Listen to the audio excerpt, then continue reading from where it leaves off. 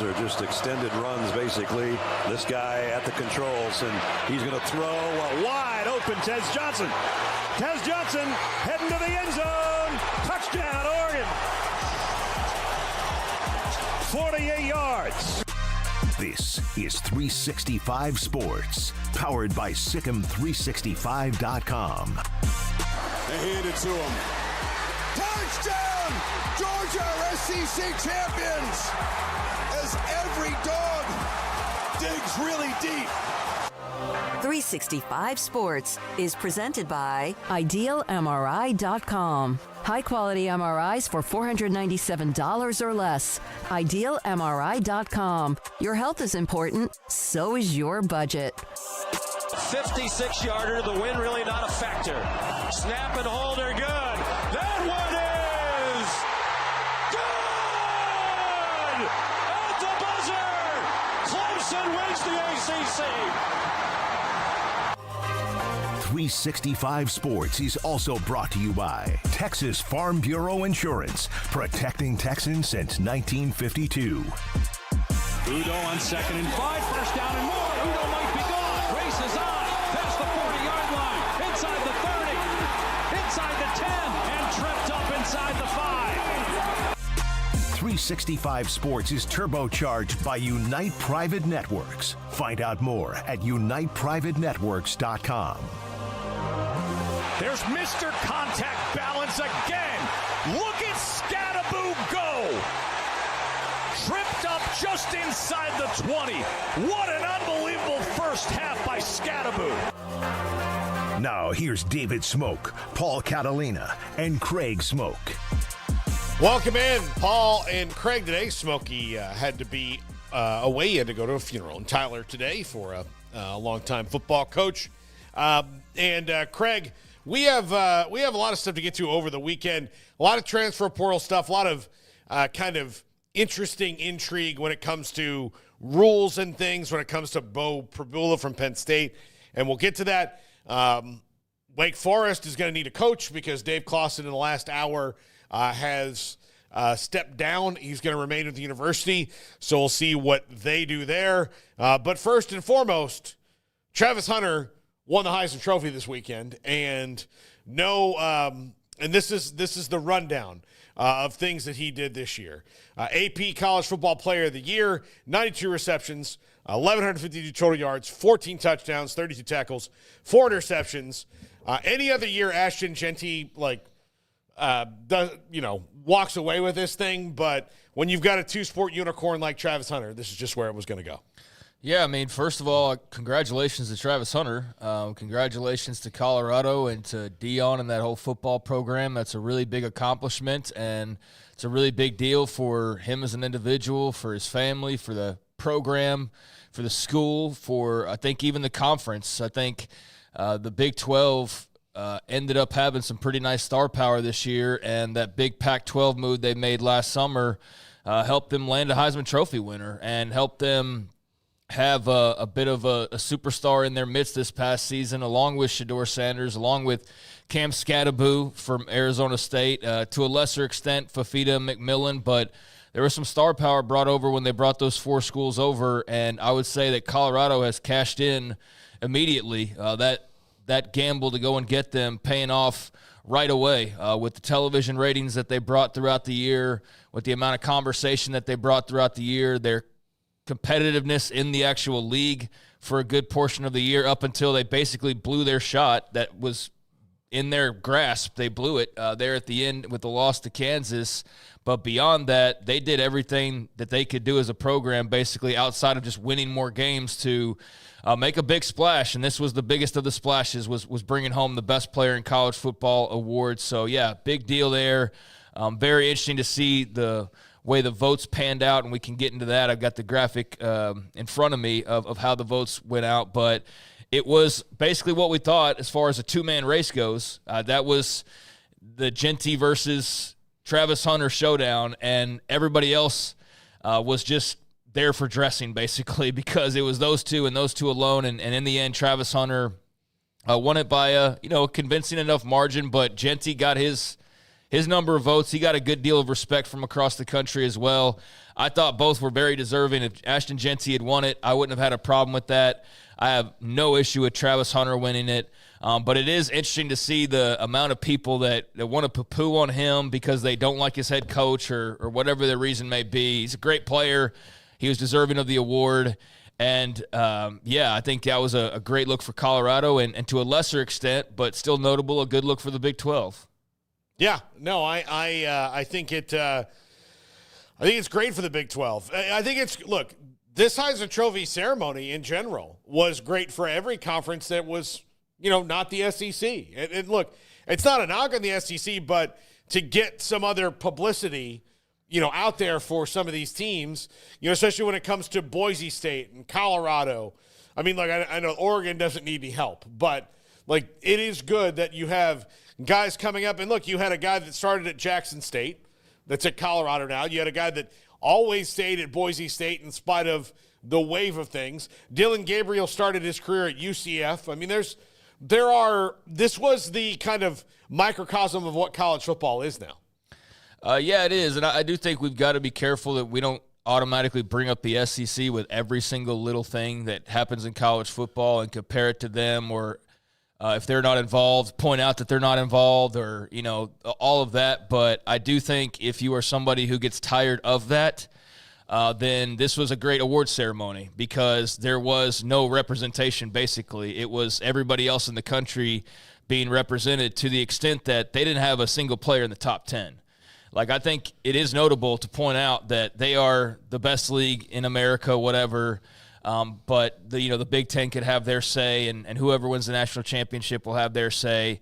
But for a league that does get so much attention, and again, I'm not trying to roll down this road of here comes the SEC, but it is notable and interesting that in a time where they basically have as much control as they have, sure, to not have a finalist in New York, that's notable. To not have a top 10 vote getter is really notable, though. That's just bizarre to me, and I don't know how often that's going to happen moving forward. So I think that was the most interesting note involving them to me, was not just not a finalist, but not even a top 10 player. Now, you could argue they have the top 5 teams overall. You could argue they have 7 of the top 10, but they don't have a single of the top 10 at the Heisman voting for 2024. So that was not something I think anybody would have bet on at the beginning of the year. You would have figured that a Quinn Ewers or somebody would Carson Beck, been in the final 10. But no, Travis Hunter, Ashton Jeanty, Dylan Gabriel, and Cam Ward were your finalists. Cam Scattaboo finished 5th overall. That's a great finish for him, for a guy that you didn't feel like was probably getting too much respect. Bryson Daly of Army was 6th. Tyler Warren, Penn State, 7th. Shedeur Sanders was 8th. Curtis Rourke of Indiana was 9th, and Kyle McCord of Syracuse was 10th. So those are your top 10, and pretty nice to see, again, going back to the Big 12, not only the winner, but you got Cam Scattaboo there and Shedeur Sanders. So, again, those Pac schools paying off immensely in terms of star power here in their first year. And in the case of Arizona State and Colorado to a lesser extent, providing you with a lot of ammunition winning-wise, and in Colorado's case, TV ratings-wise. So, yeah, those two brought a good deal of oomph to the league this year, and I don't know that we'll ever see another Heisman ceremony where there's not a top 10 selection out of the best league in America. That's just kind of shocking, but I guess the argument can be made, it's just better teams. It's not about the individuals or whatever, but still, they're going to have a bulk of the NFL draft picks, and that's just kind of odd that's how it worked out this year. I do also think it shows the shift in how talent is dispersed. Sure, it can, yeah. I mean, and just because the super elite, award-winning players may not be in a league doesn't mean that the whole is better than some of the parts, right? They may not have some of those guys, but also some of the elite guys in the SEC aren't getting invited because they don't play the right position. Right, yeah. They're defensive linemen. They're defensive linemen, or they're tight, tight ends or something. Sorry, forgive me. Smokey came in here with a cold the other day, and now Garrett and I have it, so I'm blaming him. But yeah, they're tight ends. They're something else. They're, whatever they are. So this is just one of those years, and it is what it is. But, yeah, I think it's great, especially for Deion Sanders in Colorado going forward. Like he can say that, look, in less than a full 4-year cycle, I put a kid at the Heisman Trophy. Yeah, I mean, we knew when he picked up Travis Hunter at Jackson State that this was always the mindset or the goal or the hope was that he was going to be a Heisman Trophy winner, and we knew that was some serious star power that Deion had reeled into Jackson State, and that was a big-time story at the time. He and Shador going there, but, I mean, it's all come to fruition, and it's paid off, and so good on Deion, good on Travis Hunter for – walking the walk and talking the talk, or I guess do that in reverse, talking the talk and then walking the walk, and nothing that anybody can really say, although I see plenty of people trying to knock down Travis Hunter and prop up Ashton Jeanty, and you'll not find a bigger Ashton Jeanty fan than me, but to say that Travis Hunter's undeserving, I think is just BS and your typical social media crap. So I wouldn't have had a problem, like I said, with either guy. Would have loved to see Ashton Jeanty hold the hardware, but I totally understand the Travis Hunter vote, and congratulations to him. I did find it very odd, though, not only the mark about the 10 finalists and where they came from as far as conferences and all that, and we pointed how that was interesting from a non-SEC standpoint, but it also just made me scratch my head seeing some of the votes and seeing that, Curtis Rourke's picking up 2 first-place votes for the Heisman effing Trophy. Like, Indiana's a great story, guys, but Curtis Rourke doesn't deserve to win the Heisman Trophy. No. There's just some odd votes, and I really don't know how often the Heisman Trophy weeds out its voters, but you might want to look into some of these because it's head-scratching that some guys are getting votes that they really aren't that deserving of. But I get it. You got, hometown guys probably that cover these guys and all that. But, yeah, to see Curtis Rourke getting a couple first-place votes, Bryson Daly got 3 first-place votes. Cam Scatterbu got 3 first-place votes. Just kind of interesting to see how the votes are distributed and some of the votes that were out there. But pretty clear Travis Hunter and Ashton Jeanty could have been there by themselves and nobody would have noticed because the vote gap was – it was those two and everybody else might as well have just been back at home. Dylan Gabriel, 3rd place, not even close. I had a quarter of the votes that Ashton Jeanty had.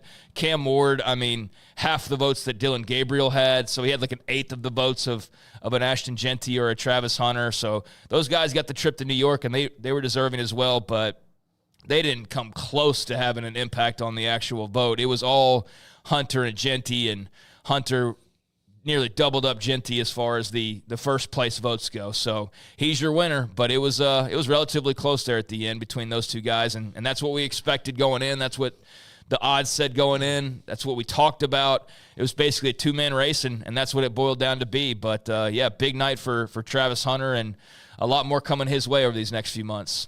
Yeah, absolutely. Now, some other news. Navy absolutely dismantled Army this weekend, and both teams were really good throughout the year. Army had the better record, but man, Navy, they came out ready for this one, and both quarterbacks were excellent, and I hope that they can keep getting good quarterbacks through the system there, because I think when the service academies are good, everything's better, but really just an absolute dismantling of Army on Saturday. Yeah, that was surprising. I didn't really give that game a whole lot of thought outside of just being interested in watching the pageantry and all of that, and just kind of chalked it up in passing of like, yeah, Army will probably win this game, Bryson Daly and whatnot, and he was not good. He certainly didn't hurt his Heisman chances with the way he played because the votes were already in, but had that game happened a week before, then, yeah, he probably would have been docked a few of the votes that he actually did get because that was a bad look, and yeah, man, that was an ass kicking. For all intents and purposes by Navy. So congratulations to the midshipmen. That was a big win. Blake Horvath definitely won the quarterback battle, and I think there's a little bit of trash talking going to that, and there's obviously a lot of pride involved with that game as well. So you hoped that early in the season this was going to have a little more ammunition to it because of the way both teams started out, and then obviously the losses eventually came. But this turned out to be, pretty heated, as you'd expect, and it turned out to be a much different outcome than I anticipated, albeit not really, like I said, diving into the statistics and trying to break it down too much. But, I was shocked when I turned the game on and kind of watched Navy just, handle that game the way that they did. Yeah, I actually Craig, I didn't get to see any of it. I had to take my lovely wife to Santa's Wonderland in College Station, and I was in the car the whole time. When I got out, Navy had won. So I saw a lot of Christmas lights and Christmas things, and I was on a hayride. That was my Saturday. It's awesome, man. You seem to be very proud about that. Yeah, So, yeah. I mean, it was fine. I do have to say this. I heard Simply Having a Wonderful Christmas Time by Paul McCartney like 5 times, and I would say that's the biggest crime perpetrated on music listeners by a great artist ever, because it's just a word salad about Christmas, and he's made millions of dollars off of it. It's just the most boring Christmas song ever. I heard it too many times, and I'm like, I think somebody needs to say something about Paul McCartney in this.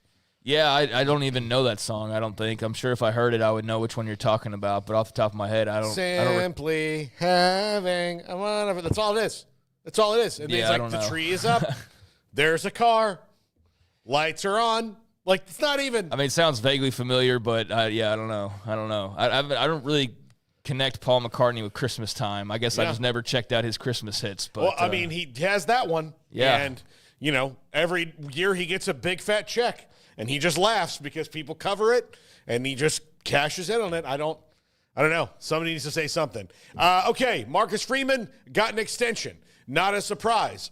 He has been fantastic for them. They're in the playoff. I think their arrow is pointed up, especially if they can successfully get out of the kind of one-year turn for the quarterbacks, what they believe they're going to be able to do next year. I don't see anything stopping Marcus Freeman in the way that Notre Dame is set up for this.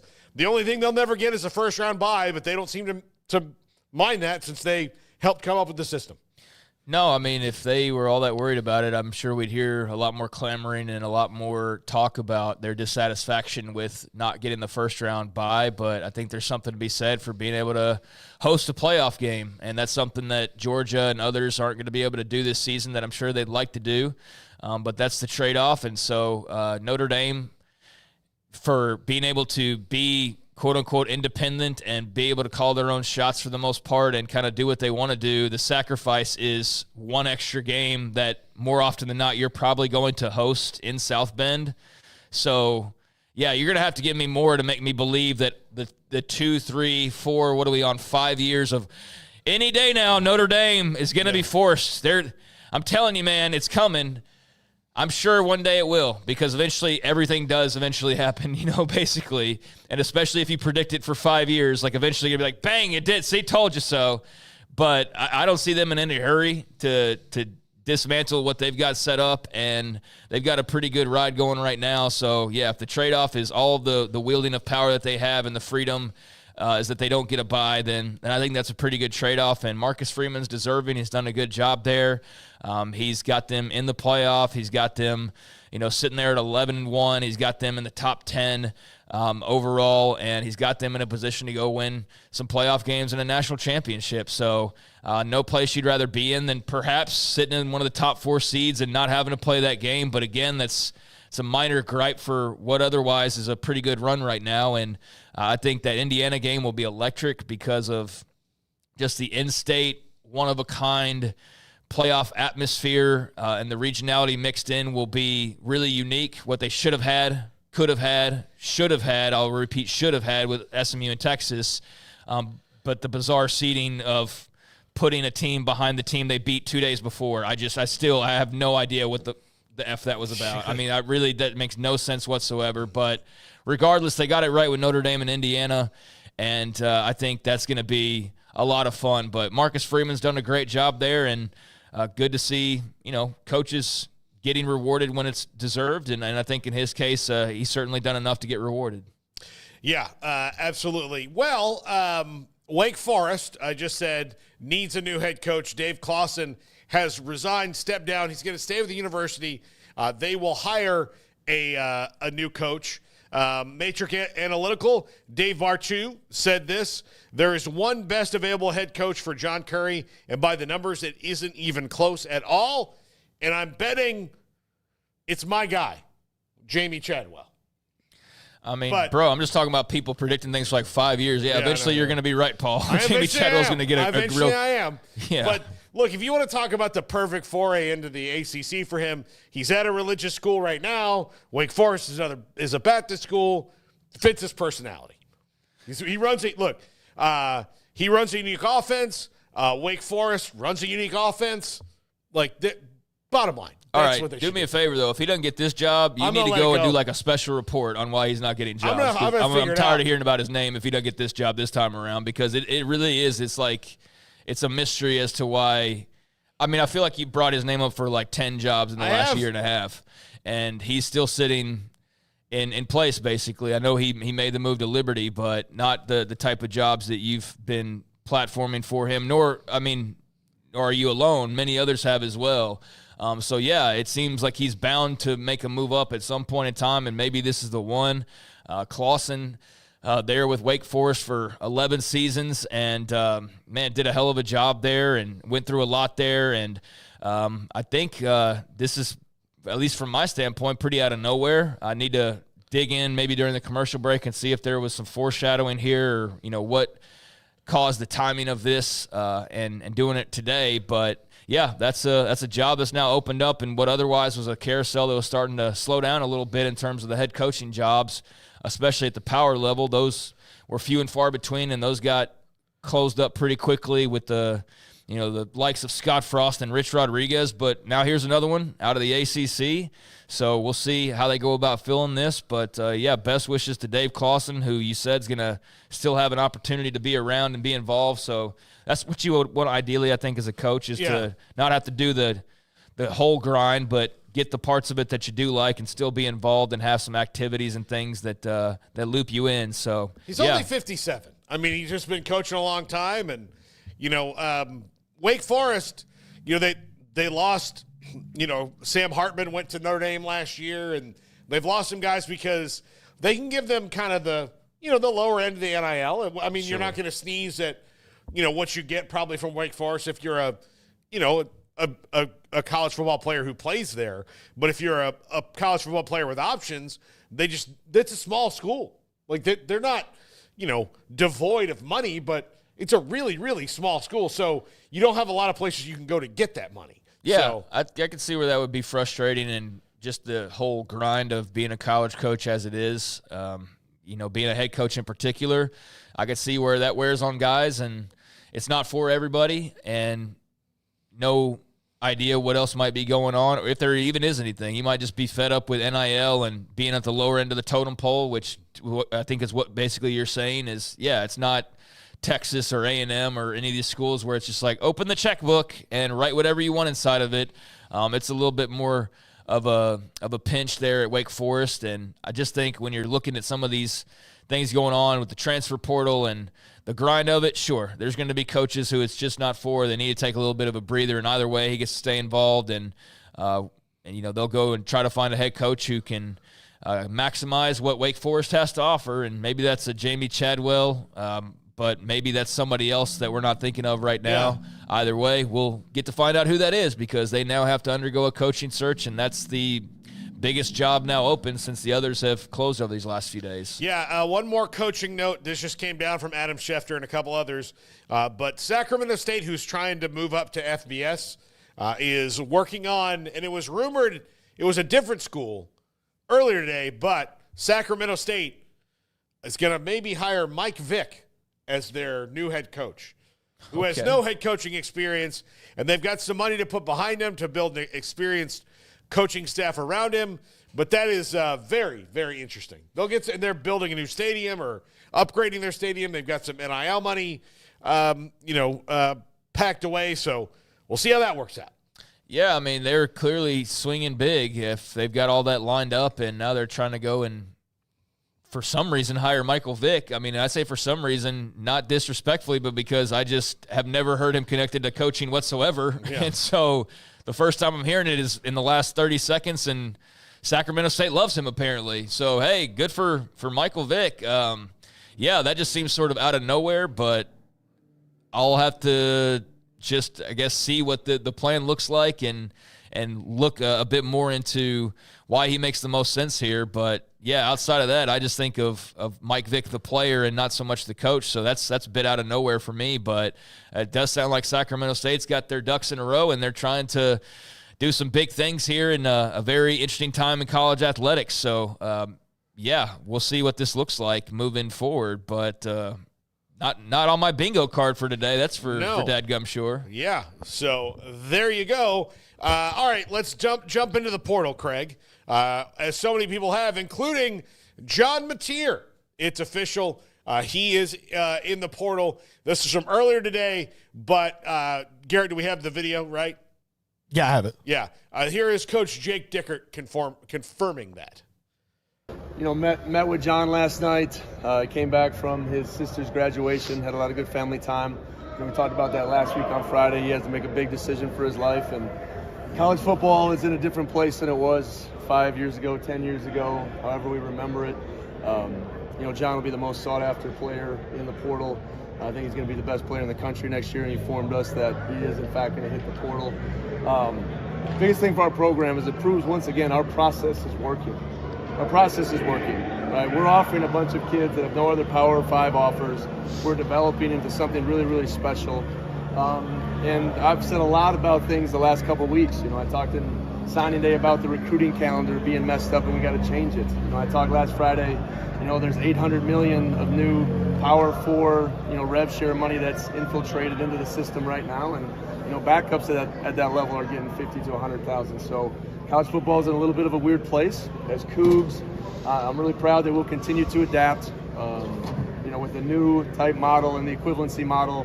You know, I've talked to Ann, and she's been very supportive that we will enhance kind of our scholarships to get more players to create more depth for us moving forward. So we'll need to do that. We'll need to continue to attack this process.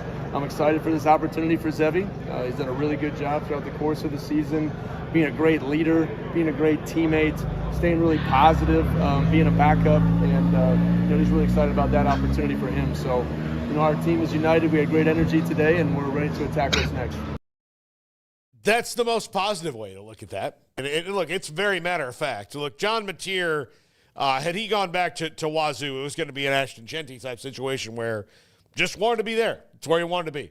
Because Ashton Genty could have gone anywhere he wanted, as we know the last couple of years. But we kind of figured this, Craig, and the, you know, first prediction from Pete Nakos from On3 is your favorite team, the Oklahoma Sooners, because they hired his offensive coordinator, Ben Arbuckle. I would say that they're the leader in the clubhouse, but he hasn't taken a visit yet, so I guess we'll see.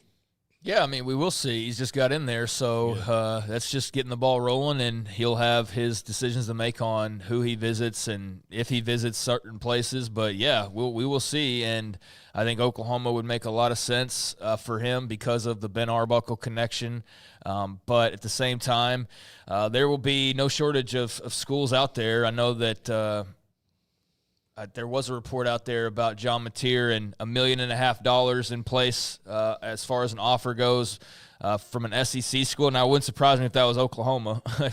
I just wouldn't be surprised whatsoever because of the connection is so obvious, but I wouldn't be surprised either if it was any other number of teams in that league who are in need of a quarterback, and they won't be alone. There will be plenty of others who, if they haven't already, will now step up with it being official and pursue him as well. He's a really dynamic playmaker. He made Wazoo a lot of fun to watch this year. Didn't end the way that they wanted to, but they got off to a great start, and he was a massive reason why. He was the reason why in a lot of cases. Dual threat player, and really just kind of talent out of nowhere out of Little Elm, Texas, who I don't remember being all that much recruited, but Washington State obviously did a good job in talent scouting, and that's the downside for that program right now. And really, look, if he was playing at TCU, there's still a chance that he enters the transfer portal. Or if he was playing at Texas Tech, he might still enter the transfer portal. It's not exclusive to Wazoo, but I do think given what's happened to them over the last year, you do take that on the chin a bit more.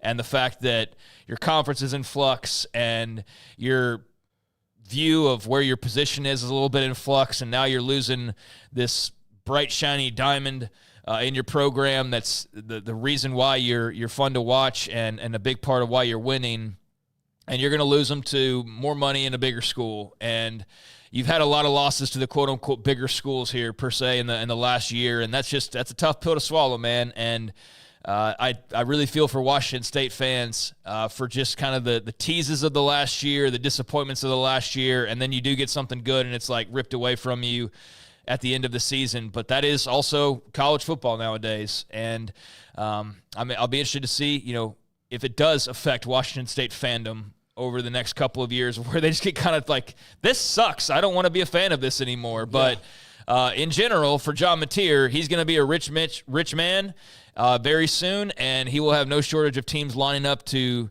come and get him. And I would not be shocked at all for him to be in Norman, Oklahoma, running the rock for the Sooners and throwing it around a little bit as well to what is hopefully a much healthier wide receiving core in 2025. But yeah, they make sense, but plenty of other spots could use John Mateer as well. And he's all of a sudden a very big gem in the transfer portal. Definitely one of the bigger names to have entered thus far.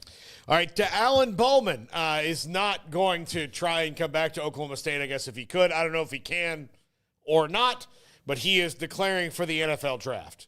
And I have a feeling that the NFL draft is going to say, okay. I mean, I give him credit for the last Bedlam winning quarterback signature there at the end. That's funny, and a nice little sign-off from Alan Bowman. And that's true, and that will be true until Bedlam's played again, which we have no idea when that will actually be. It could be years and years that he's the last Bedlam winning quarterback, but I did really enjoy that. I don't really have much to say beyond that, honestly, because it's about time that he moved on, and at least in my estimation, the 7-year quarterbacks are fun here and there, but man, I mean, I know we're going to get to a guy who's about to transfer to his 4th school in like 6 years, and I love college football, man, but I don't have to love everything about it, right? You don't have to love everything about everything. Like, you can have a favorite movie, but you don't love every single thing in that movie necessarily. I love college football. It is my favorite sport, and that has never changed, but there are certain things that I don't really enjoy that much, and the 7th-year quarterback, I don't really enjoy that much. The 4th school for a guy in 5-6 years, I don't really enjoy that much. So I'm kind of glad to see Alan Bowman going off into the sunset. Good luck to him. I don't know what kind of a future the NFL holds for him, but he played in a lot of games, won some big ones, won Bedlam, as he mentioned, and I don't want to knock him too much because I'm sure he's a swell guy. I just feel like it's time to move on. And so I'm glad to see that. I'm glad he had a little fun there at the end with that graphic, and good luck to him. But I think it'll be nice to see Oklahoma State with somebody else there at quarterback next year. It'll be interesting to see who that is. We've got to get to other transfer portal news. We've got Ari Temkin coming up in a few minutes. Baron Morton is having surgery. He will not be available for the bowl game for Texas Tech. But I'll say this, Craig. This is the only bad news we've heard from Texas Tech this week. When it comes to the portal, as far as highly rated guys who were incredibly sought after, Reggie Virgil, Cole Wisniewski, there's an offensive lineman in there that everybody wanted. Joey McGuire and crew are cleaning up right now. So Baron Morton will have some teammates around him next year. Not Micah Hudson, and we'll talk about him in a little while as he's on his way to A&M. But Baron Morton not going to play in the bowl game. Yeah, I mean, that would be a good opportunity for Will Hammond to have the full preparation and to see what he can do being the starting quarterback and having all that lead up and having all that practice time. And Baron Morton was clearly pretty banged up there at the end, so I don't think this is surprising. Need to get him healthy and get him ready for next year. So that's what this time of year is for, and they're playing in a nice bowl game, but not one that's big enough to where you're like, oh, my God, I can't believe Baron Morton's not playing in the Sugar Bowl or something like that. Like, you feel confident that Will Hammond can get the job done, and you can still go out and win another game and climb to a new height with Joey McGuire as far as getting the 9 wins, winning, what would that be, like 4 straight bowl games, I think. He's undefeated in bowl games at this point. So that's still entirely possible, and you'll have another nice new look in game action for Will Hammond. So I'm excited to actually see Will Hammond play and get the full start. And as far as what you mentioned about the portals, they're off to a nice start. A lot of schools excited about their new additions, and Tech is certainly one of those that's gotten off to one of the more feverish beginnings here in the transfer portal, landing guys. So they knew what they wanted. They're going out and getting it, and I think they're one of those teams that's definitely going to have a very noisy and a good way type of offseason, and they've rebounded nicely from the little bit of a PR hit that was Micah Hudson going into the portal. But I think there was a lot of people also on that side of things that were kind of like, all right, see you later, dude, that, didn't necessarily feel too heartbroken over that because he just didn't fit the culture, the philosophy, whatever it was, the plans. And they've got good wide receivers. So, I think they've added another one through the portal. They've added some other guys around the lines. And I think with these coaching changes, it's going to be a long, exciting offseason for Joey McGuire and company. Yeah, it's going to be interesting. We'll get to all the rest of the portal news a little bit later. But coming up next, Ari Temkin, Big 12 Radio. This is 365 Sports. Don't miss the best price deals during the wrap-up-the-year sales event at Allen Samuels. Save big on the truck you've been looking for, like the new 2025 Rams. Designed to be durable, functional, and stylish, Ram trucks give you that first-class feel. Hurry in and shop our great selection in-store or online today. Shop an award-winning dealership with award-winning product. Allen Samuels in Waco. Come by. Let's be friends. Our communities are facing unprecedented times. At Boozer's Jewelers, we care about you and your family.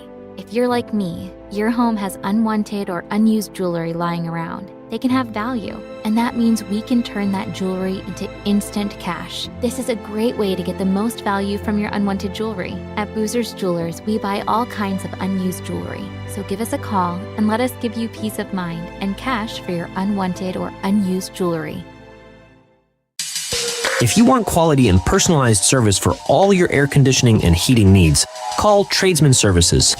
They're a family-owned and operated company that has served Texans for over 30 years. Tradesman offers maintenance plans starting at just $12 per month and a free service call for all new customers. They're also experts in geothermal design, installation, and service. Visit them online at coolingwaco.com.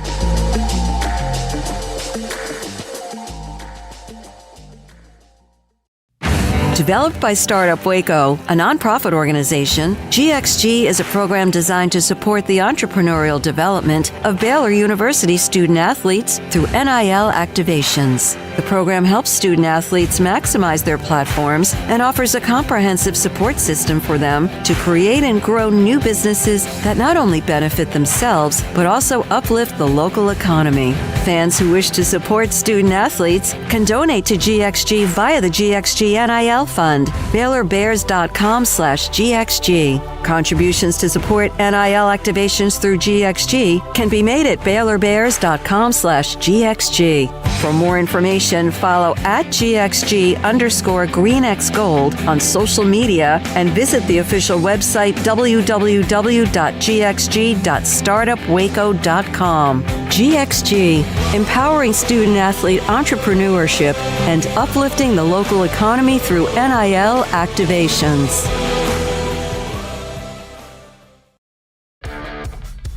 This is 365 Sports. The 3 o'clock hour is sponsored by Waco Custom Marketplace. Meats, sweets, Texas treats, and a cut above the rest. 425 Lake Air Drive, Waco.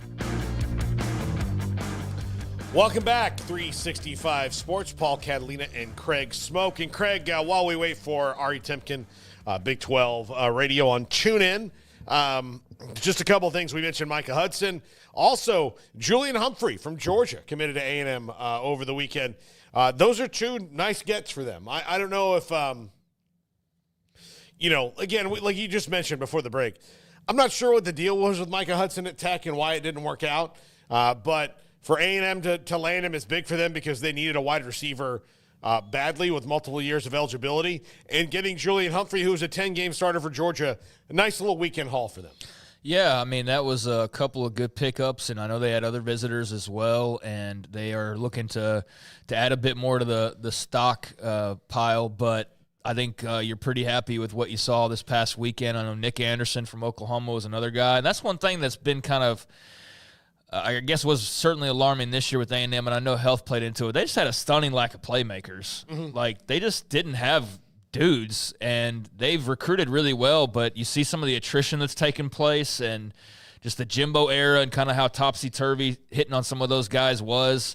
a lot of misses sort of added up. And so, yeah, they definitely needed to go in and add some ammunition on offense. And I think that they're in the process of doing that. But also, on the defensive side of the ball as well, mentioning Julian Humphrey coming over from Georgia. So that's a big addition for the secondary, which, you love what they're going to be doing defensively with Mike Elko, but offensively, you have your young quarterback there in Marcel Reed. You went and got your backup now in Jacob Zeno, and you have Le'Veon Moss, and now you need to go get some receivers. And so I'm very curious how the Micah Hudson time goes, because it was so forgettable and so brief there in Lubbock. I mean, that was such a huge deal for Texas Tech to land him.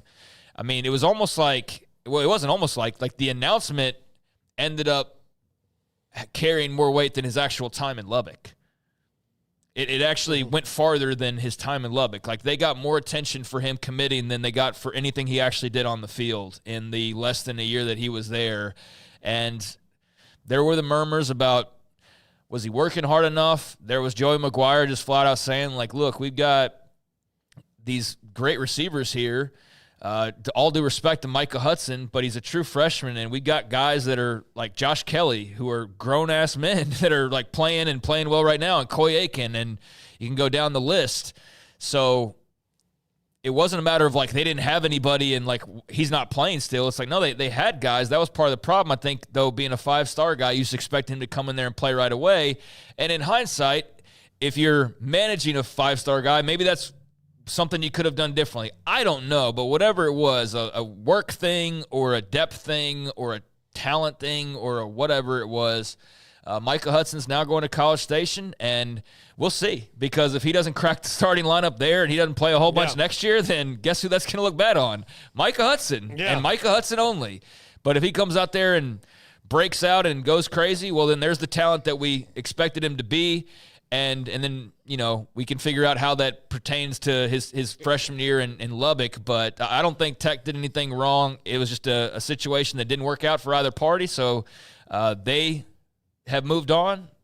He moves on, and he moves on to College Station, which is a bit closer to home. I will say that half an hour, or an hour and a half drive versus the 5.5 hour drive, like that matters, man. Not for everybody. Some guys are like, give me as far away from home as possible. But for some people it does, and maybe that ends up mattering, the 4 hour less drive that you'll be taking on certain weekends. But a change of scenery should do him good, and let's hope that it maximizes that talent that we all know is there. I said this last week about Lubbock, Craig, and I know that like there are gonna be coaches like, you don't want to go way out there, or it's so far. Look, your location is either going to matter to you or it's not.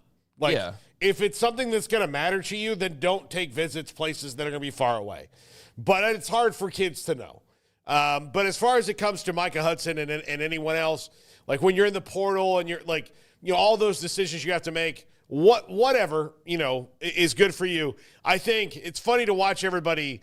All of College Station's excited. All of Lubbock is pretty much, don't let the door hit you where the good Lord splits you, because that's just the emotions of it. Sure. And really the only time in anyone's career where you can't really dive deep into, are they worth the hype, is that true freshman season. Like, your true freshman, okay. But once you started playing and logged like actual game reps, like a lot of game reps, which he didn't. And part of it was because Tech was really deep at wide receiver. They had good players that were veteran players that were more ready to go than he was. I mean, and he battled some injuries through spring. I mean, he didn't practice in the spring. He hardly practiced in the fall. Yeah. So practice means something, and getting those reps means something, and hopefully he'll be able to get more of them with A&M in the lead up to the season next year than he did with Tech. But I think more than anything that had to do with it, and not any kind of thing that's like, nefarious or he's not a bad guy or anything like that. Just wasn't ready. Just wasn't ready, and injuries played a part in it, and he decided to go somewhere else. He wanted to be somewhere else. It's just that easy. And we got Ari now?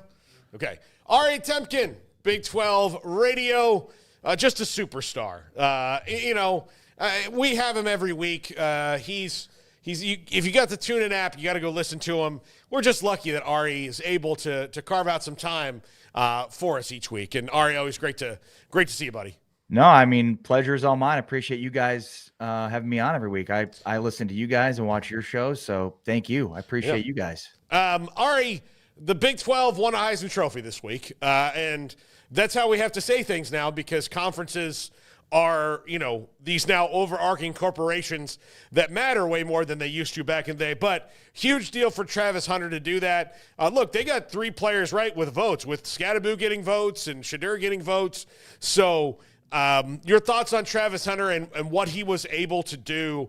And any other year, Ashton Genty doesn't have to worry about this at all. He would have won the award about a month ago. But when you've got a unicorn that you're chasing, it's really hard to catch him. Yeah, well said, Paul. I mean, it's the first non-quarterback to win the award for the Big 12 since Ricky Williams in 1998. There's been a ton of quarterbacks, mostly from Oklahoma, that have won it for the Big 12, in the last 30 years. But Ricky's the last one to do it that was not a quarterback. So that's obviously a huge deal. Second overall for Colorado. And look, I mean, I certainly had a vote, would have voted for Travis Hunter, but I buy the arguments for Genty. I mean, I think you couldn't have gone wrong with either. And I think the vote reflects that. It was probably a lot closer than a lot of people expected, certainly a lot closer than I expected. I think it was the closest vote since 2009. But, for me, at the end of the day, he had one of the most unique seasons in college football and one of the most unique seasons in college football history. He played virtually every snap for Colorado, both offense, defense, and even on special teams. You're talking about being on the field for about 1,600 snaps, maybe more. And I know people have said, well, snaps is not a real stat. I mean, it is. It absolutely is, especially when you apply it to Travis Hunter. So, I think the right guy won.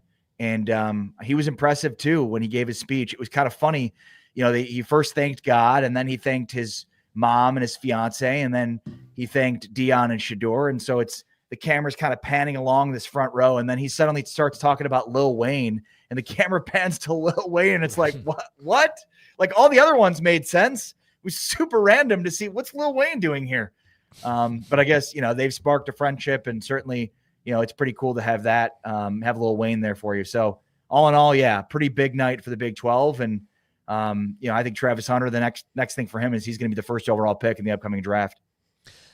Since we last talked to you, a lot going on in the coaching carousel, and it seemed like it had kind of slowed down to a crawl, but then Dave Clawson suddenly opens up the job there at Wake Forest. But the big hire at the end of last week, Ari, Rich Rodriguez coming back to Morgantown. I saw the big to-do with McAfee, and it just seemed like a party in Morgantown as the week closed.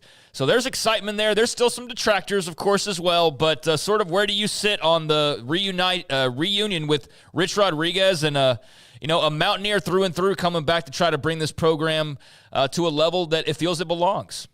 Yeah, I mean, if anybody can come back from anything, I mean, this is a pretty good story. When you think about the fact that when he left West Virginia sued him and Michigan to get the buyout money because he was trying to leave without even paying, even though there was a buyout. So, I mean, if they can make up and get this going, then anybody can. It's funny. You wake up and you're like, Rich Rod's at West Virginia and Scott Frost is at UCF. Like, where am I? What a bizarre world. Is Matt Rule coming back to Baylor or something? I mean, it's bizarre. Look, to me, this one makes more sense than Scott Frost at UCF. And the reason for that is Rich Rod still presides over one of the best offenses in college football. When you look at Jacksonville State and the fact that they have less scholarships than their other, FBS compatriots as they're making the FCS transition. I mean, their first year in transitioning, they had a top 50 offense in college football. And this past year, as they're, again, still transitioning, they had a top 18 offense in college football. That's remarkable. It says a lot about Rich Rod as an offensive tacticianer. So I think on the one hand, like, we can laugh at this, but Rich Rod still knows offensive football, period. End of story. So like that is huge for as he rejoins West Virginia, because, Scott Frost just like, there just isn't that success within recent history. There's the success he had when he left UCF, but he hasn't had, he didn't have success at Nebraska and this job, UCF in the Big 12 in 2024, a lot closer resembles Nebraska a lot more than it resembles the UCF job he left in 2017. So I know you didn't ask me to compare the jobs, but I am excited about Rich Rod. I think there's a lot, there's a potential here for this to work out. And look, he brings a lot of excitement, a lot of juice to the conference. The fact that Pat McAfee is as much in his corner speaks very highly of Rich Rod, and the fact that there's going to be a lot of national play for West Virginia because, Pat McAfee's all in on it. So that's exciting for this conference. Obviously, Colorado's huge. Having Colorado in this league is big, because of the excitement that it brings, because of the eyeballs that it brings. Rich Rod is going to bring eyeballs, and I think Pat McAfee talking about Rich Rod in West Virginia a ton on his show will bring a ton of eyeballs. So I think that's huge. Scott Frost, I would say the only difference between UCF and Nebraska is that the pressure is maybe a little bit like he's maybe even more warmly regarded there than he was at Nebraska. When he came in, he was almost like an ER doctor where it's like, hey, the guts are on the table. You got to put them back together. And he was like, there was so much pressure on that. I think there might be less, but you are right. I mean, this is a completely different job than he left the last time around. Yeah, and I'm not comparing Nebraska and UCF from a football powerhouse standpoint. Obviously, UCF is basically in its infancy for its football program, whereas Nebraska, I mean, man, they were one of the best football programs in the country for a long time running there. Unprecedented success. I mean, they didn't lose a game over 2 seasons. So yeah.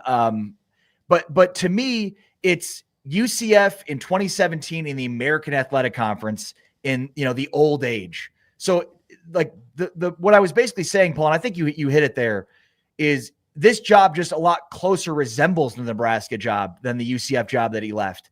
This is not the UCF job that he left in 2017. This is not the American Athletic Conference, and this is not 2017. The entire world of college football has changed dramatically in the last 7 years, since he left this job. So that's all I'm saying is, it's 17 years for Rich Rod and it's 7 years for Scott Frost, these last jobs, 2007 and 2017. And I just think with Scott Frost, the UCF job in 2024, 2025 is a lot closer to what he left at Nebraska in terms of, and I mean, expectations is one thing, but it's, the need to have money, to have the right GM and personnel director and how to appropriate that money. Oh, and by the way, you're in the Big 12 where UCF has struggled in its first 2 years in the conference. So I just think that's, I hope he doesn't take the approach. I don't think he will of this is the same job that I left, because it's not in any way, shape, or form. The only thing that's the same is the campus is the same, the school is the same. Everything else is completely different. So, Ari, Colorado's clearly already started to pay dividends for Brett Yormark and company. I mean, the TV ratings, the Heisman Trophy winner, that's a lot of good PR. Arizona State, clearly, Big 12 champs, Cam Scattaboo, playoff contender, a representative.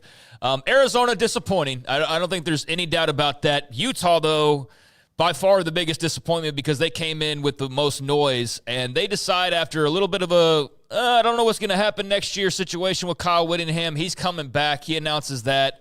And it was kind of split reaction, honestly, last week when that came out. So I say all that to just ask you, what do you think the future holds for Utah, and what do you think like the temperature in the room is right now when it comes to the Utes and just sort of moving forward? And what I gathered was not really like all in, like, yay, Kyle Whittingham's coming back sort of feeling from the fan base in regards to next year. Well, and I get it. I mean, look, this is a fan base that's watched this offense for the last 3 years completely crumble, and it's funny because the offense was really bad 3 years ago and they won the Pac-12. The offense was significantly worse the next year. And they ended up being really good. And the offense this year was even worse than it was the previous 2 years, basically without rising. So I get why the fan base would be upset. Like, they don't want to see any more of this, ground and pound offense with this elite defense. They want to see an elite offense that justifies their belief in themselves. And, look, Kyle Whittingham brought a lot of this on himself. As he said, he didn't see himself coaching to 65. He's going to be 65 this year. So this would be the year that he would potentially not be coaching. So I could see why there's a lot of confusion over whether or not he'd be back. I'm not surprised he's back, simply from the fact that how can a coach as good as he leave under such bad circumstances? They do bring in the New Mexico offensive coordinator. They bring in his quarterback. They brought in a former 4-star wide receiver who hasn't worked out so far at Mississippi State in Creed Whittemore. So they're certainly spending and trying to, maximize what they can on the offensive side of the football. I'm curious to see what it'll look like on offense next year because, it's been real bad for them. And again, it's like you feel like it can't get any worse offensively, and yet the last 2 years it's gotten worse than it was the previous year. So, I think Devin Dampier hopefully will be the answer. He's way more of a running threat than he is a passing threat. When you look at his numbers at New Mexico, I mean, he's an elite runner and a so-so thrower. I want to say his throwing touchdowns pretty close to his interception numbers, but he just blows you out of the water with his ability to run. So be very curious to see what they look like next year with, basically Devin Dampier and his offensive coordinator taking over at Utah.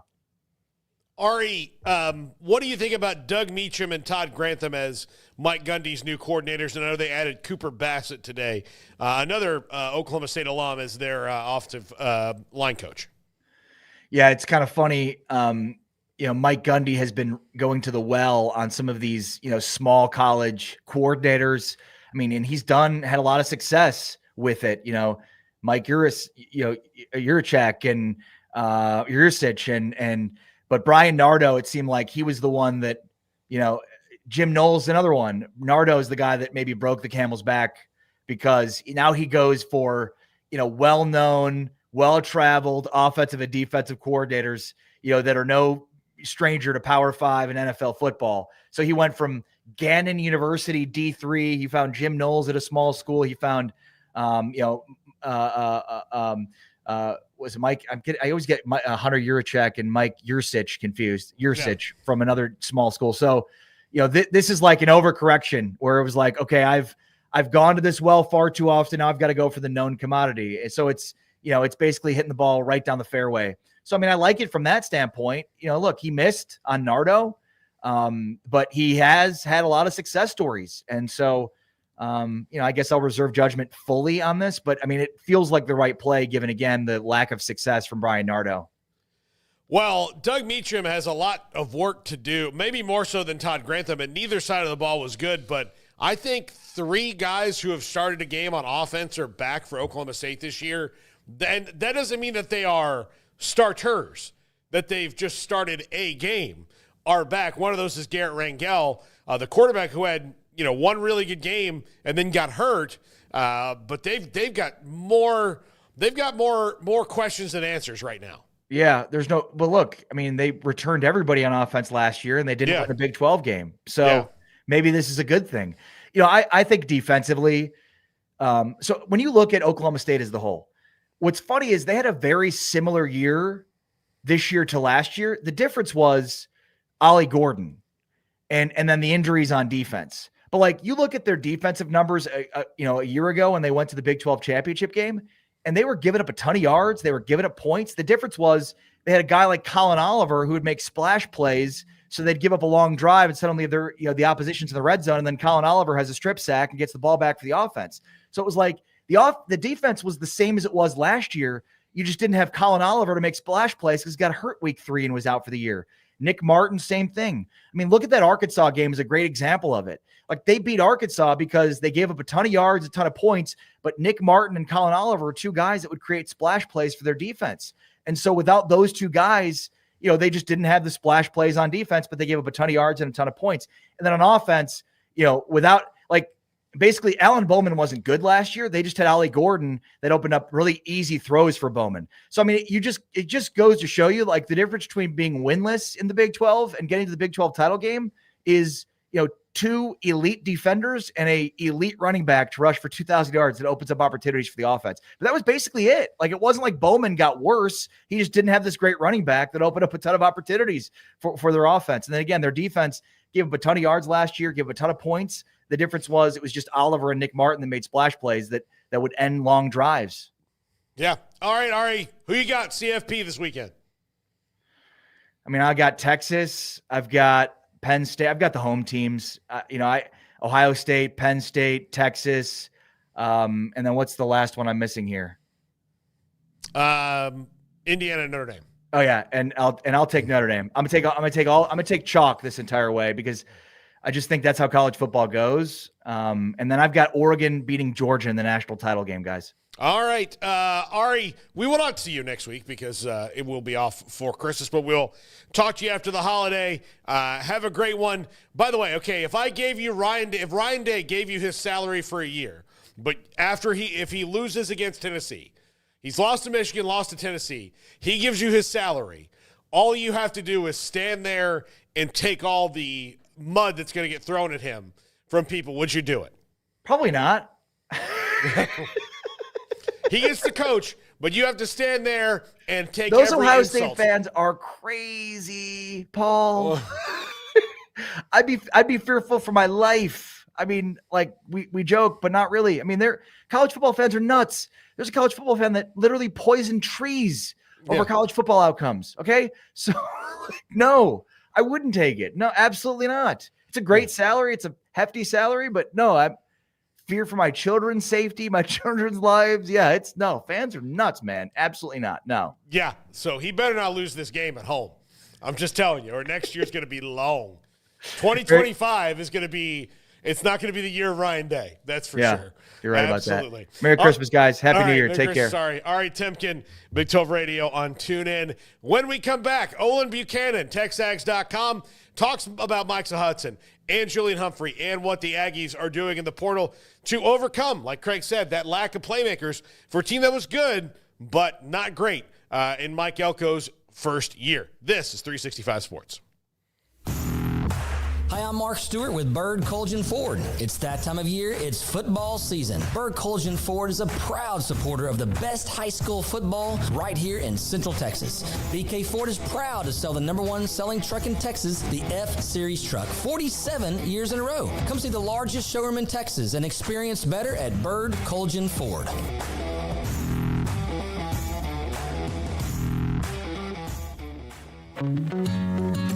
Established in 2007 and independently owned, Alliance Bank Central Texas is committed to helping families and businesses meet their financial goals. From their tellers to their board of directors, they know the importance of superior service and competitive products. Customers have confidence knowing that their financial needs are in good hands. It's your bank, Alliance Bank Central Texas, with 2 Waco locations, 4721 Bosque Boulevard and 191 Archway Drive on Highway 84, and at AllianceBankTexas.com. Member FDIC and equal housing lender.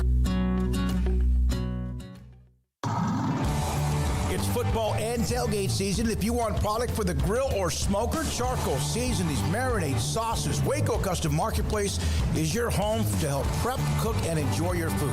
Tailgate must-like brisket, tri-tip, fresh-made burgers, sausage, chicken wings, and if you want steaks, call in your order and pick them up. Bacon wrap fillets or any kind of ribeyes. USDA Select, Choice, and Prime that melt in your mouth. House-made sausage and jerky. Also, Waco Custom Marketplace, a one-stop shop for tailgating, barbecue cook-offs, and family get-togethers, fundraisers with fair prices to you, the customer. A bakery with fresh baked bread and kolaches. There's cold beer, wine, and soft drinks. Serving Waco restaurants and families since 1940. A cut above the rest. Waco Custom Marketplace, open Monday through Saturday at 425 Lake Air Drive in Waco.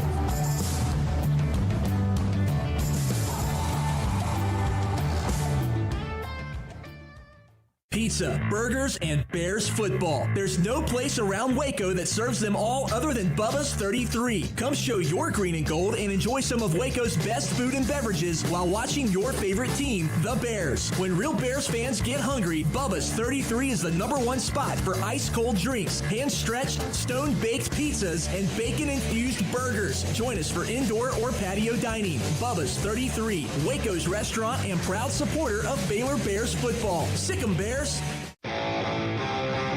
This is 365 Sports. Text us at 254-339-1122. The text line is sponsored by Riverbend Liquor and Wine, with the most extensive variety of craft beer in Waco.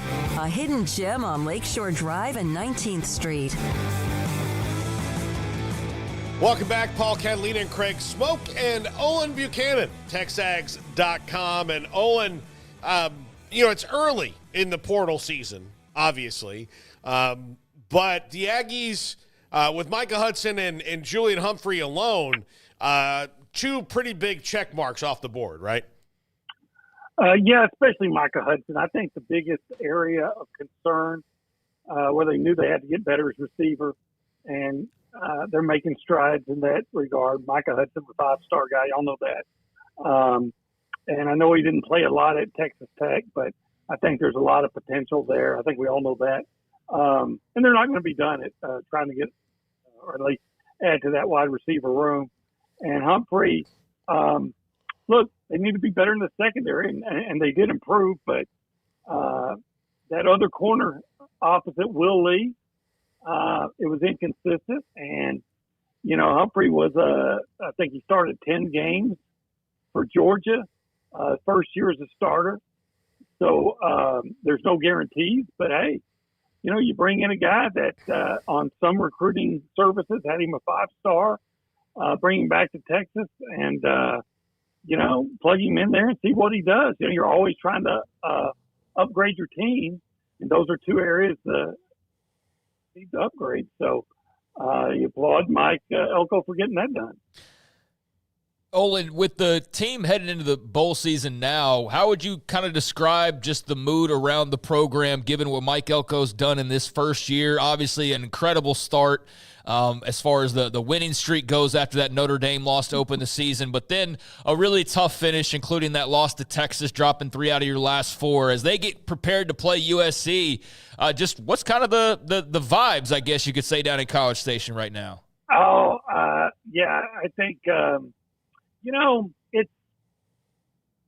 kind of like macaroni without the cheese, I guess. It's fine. And I think it would, as crazy as it might sound, I think the feeling would be a whole lot different if they just beaten Auburn. Yeah. And if you get a 9-win season with a chance to get to 10 wins, I know bowls aren't what they used to be, but, you don't have a lot of 10-win seasons at A&M lately. So you would have had that chance, and Auburn's a team, you felt like you were better than them. In fact, you were in position to win the game and let it get away.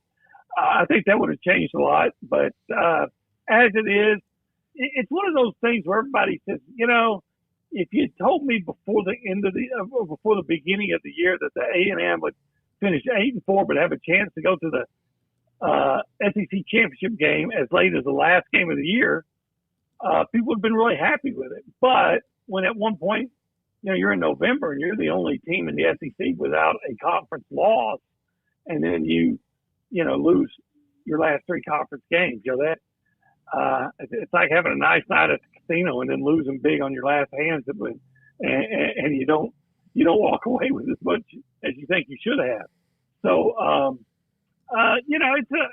it's acceptable. The best way to put it. It was an acceptable first year to go. You improved by a win, maybe 2 if you beat USC, and so that's progress. But certainly would have liked to see more, especially with the situations they were in.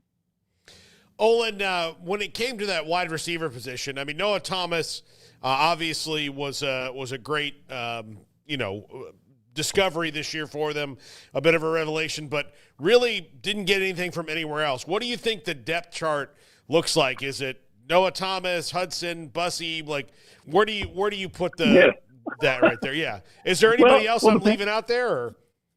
Yeah, they got some other guys that they like. Freshman guy Ashton Bethel Roman that they're really excited about. Didn't play a lot, but when he the little bit he played, he looked good. They're excited about when they got him, and then they signed a 5-star again for whatever that's worth, wide receiver out of Utah, Jerome Miles. I think he was like the national top 30 player. I think the 5th rated receiver in the entire recruiting class. Again, depending on who you're looking at. They also signed a kid out of a real fast kid out of Hitchcock. I think Johnson, Kalen Johnson, Kelshawn Johnson. And A&M needs more speed. And so, they've that's what they've gone after. Even in the transfer portal, they're saying, hey, if you have I won't say who it is, I'll say there's a SEC receiver that was in the portal that was very productive. And I heard right away that they weren't going to pursue him because, quite frankly, he's not as fast as they need. They need speed, and so that's what they went for. And we'll see how it works out. Now Noah had a nice year, but I think Noah would be a really productive receiver if he was like your number 2 or 3 option. I don't think they were hoping to emerge as a number 1, but a number 1 needs to come, get you more than 34 catches. He again, nice year, but not a great year. I mean, he did lead the team in receiving. He averaged 16 yards a catch, had 6 touchdowns. So a really nice year, but you need to put some speed around him and give us some other options. So, again, that's what they've tried to do, and they've gotten some fast guys, and we'll see if that turns into more big plays for them. What's it like covering Mike Elko for a year compared to Jimbo Fisher? Transcribing the quotes is a lot easier. Yeah. Here's the deal. I like Jimbo, but toward the end, he was just so stubborn, and he refused to acknowledge that what he was doing wasn't working. And I think Mike Elko is just a guy that keeps his mind open, his options open. He realizes that his team had some deficiencies, and quite frankly, we're down here disappointed again as an 8-4 season. It's acceptable, but they might have overachieved, quite frankly, when you look at again, no speed receiver, and then you lose your best offensive player for the year at South Carolina, and you had to go back and forth with your quarterbacks because the guy you thought was going to have a big year got hurt, but he also struggled. So toward the end of the year, that defensive line that played so well for you in the middle of the year just kind of the production just fell off the. It just plummeted, and you ask yourself why that happened, but it did. But I like dealing with Mike. He's a straightforward guy. He's not gonna BS you, and he's he's cooperative. And Jimbo was for the first, I'd say, 5 years, and a lot of times when coaches start getting defensive and feel like they have to remind you everything they had accomplished, that's when it's over, because nobody cares about what you did. They want to know what you're going to do. So the quarterback position, Connor Wegman out. He's now going to Houston. Jacob Zeno comes in through the transfer portal. So a two-part question there. Is Zeno just pretty much a depth piece? Is that kind of how he's being viewed, or how do you view that move? And then also, what do you think of the landing spot of Connor Wegman to the Houston Cougars? Well, I think that's good for Connor. I think it's good. He's from Houston, and I still think he's a talented quarterback that just, for some reason, he got the yips or whatever. And getting a new scenery, I feel like he'll be successful. I think Jacob Zeno was brought in to be the backup, an experienced backup for Marcel Reed. And they needed one because, quite frankly, A&M haven't had a quarterback get through a season unscathed since 2020. So, I mean, sometimes they've had 4. 2 years ago they played 4 or last year it was 4 different quarterbacks played for A&M because of injuries. So, so they needed an experienced guy. Now, let me tell you this. I feel this way about Mike Elko. I feel strongly about this. If Jacob Zeno gets here and just blows them away, or if Marcel Reed struggles, then no doubt in my mind they'll put the best guy out there. But I think bringing in the idea is, hey, I need Marcel Reed's going to be our guy, and we want a more experienced backup. But other than a guy, that just played a few snaps as a freshman, to get that guy more time to develop. So, I think Marcel, as of today, the thought is he is going to be the starter moving forward, and Zeno gives you again, experienced backup, and that's important considering the way, again, like I said, considering the way the quarterback situation has been here the last 4 years. Olin, it felt to me watching the Auburn game and the Texas game in particular, South Carolina just kind of got away from them. But Auburn and Texas, there were moments in that game where had Colin Klein maybe felt a little more confident or made maybe like a kind of a bolder call, they could have made a play, but he kind of went to the bread and butter a little bit, like running up the middle when they could have maybe gone outside with Marcel Reed on some of those third and yeah. Do you think that's because he didn't completely trust the experience, or was that also just Colin Klein in that moment, like just not quite there yet as a play caller? Although from what we've seen, mostly he's been pretty dang good. Yeah, we're all scratching our head on that one, especially that second one against Texas when they had stopped you earlier at the 10-yard line and you got nothing, and you're running virtually the same play. And, on both plays, ran inside, it was the right defensive end crashing in hard that made the tackle. Anybody would have made the tackle on the second one. Your center got pushed 2 yards back. But the guy who made the tackle was the defensive end on the right side crashing in hard. And if you got a fast quarterback, that second one had you faked it inside, had him carry it, bootleg, you probably would have scored. Let me just say that those calls against Texas were they've been discussed quite a bit actually. Because, they ran inside twice at their own 34 on fourth down against South Carolina. One time on a quarterback sneak with your 180-pound quarterback. We didn't think that made sense. And they came right back and ran the same play against South Carolina to Amari that they ran against Texas. And, again, it got blown up. So you think, how many times does it have to fail before you say, maybe I ought to try something else? And what's funny is earlier in the game, they had a 3rd and 1. They brought Bussey in motion and handed it to him on a jet sweep, and he converted. So, but when you had to have it the most, and you know what, both of those plays against Texas, I believe, was coming out of a timeout. I know the second one against at the end on the 1 yard line, inside the one, they're coming out of a timeout. You say, well, you had extra time to make a decision, and that's still what you come up with. So, that's one that will continue to be discussed for a while. It's there's a lot of bewilderment about the play selection there. Bewilderment is the nicest word you can use, I think, for a lot of fans. I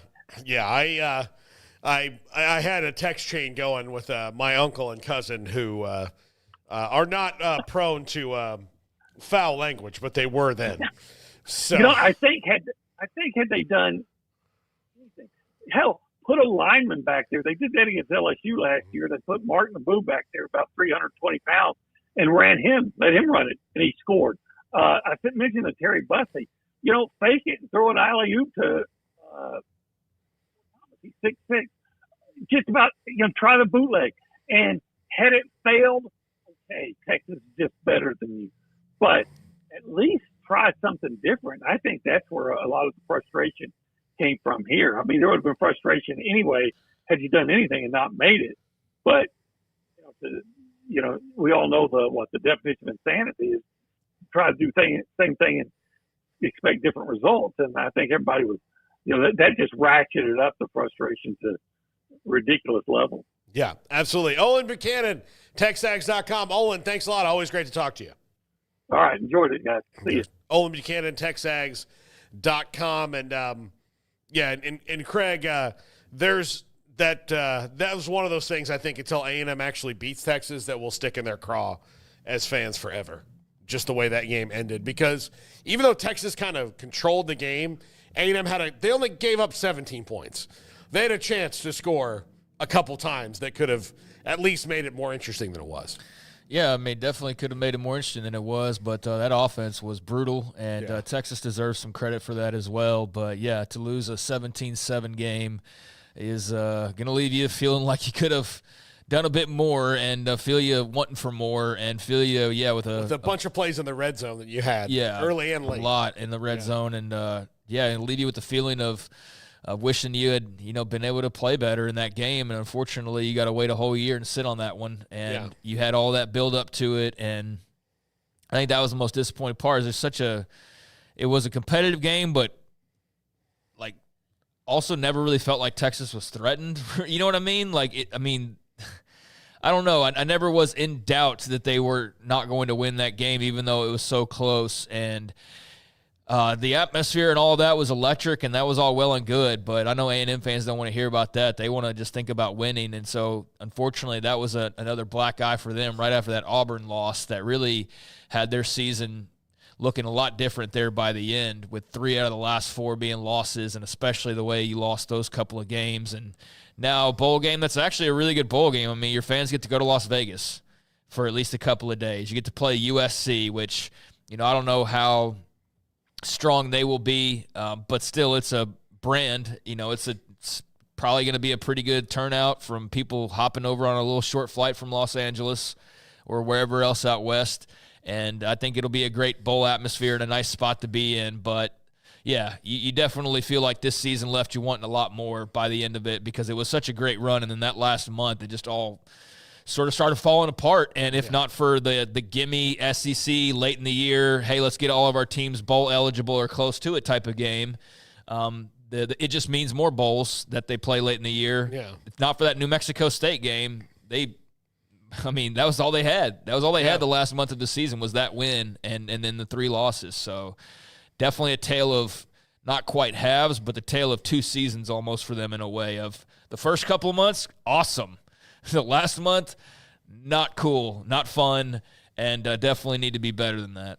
Yeah, I mean, South Carolina was not too much of a surprise to me because they hit them right at the time, and they're on the road. It's less about who it was, and it's more about losing 3 out of your last 4. Yeah, that Auburn game, you could have, if they had gone and beaten Auburn, you could have written South Carolina off as hey, that's life in the SEC, man.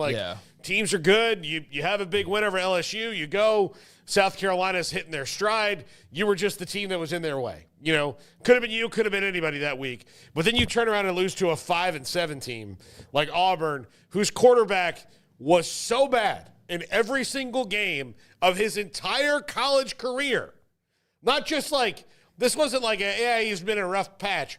Peyton Thorne was awful throughout his entire career, except that night he was Aaron freaking Rodgers. And then you start going, well, here it is again. This is how an 8-4 season happens. Yep. Sure, you take a loss here and there, but you were looking at 9-3 or 10-2, and now back to 8-4, which is it's kind of like the Cowboys. Almost feels like it's sort of the same record every year, kind of in a way. Not this year though.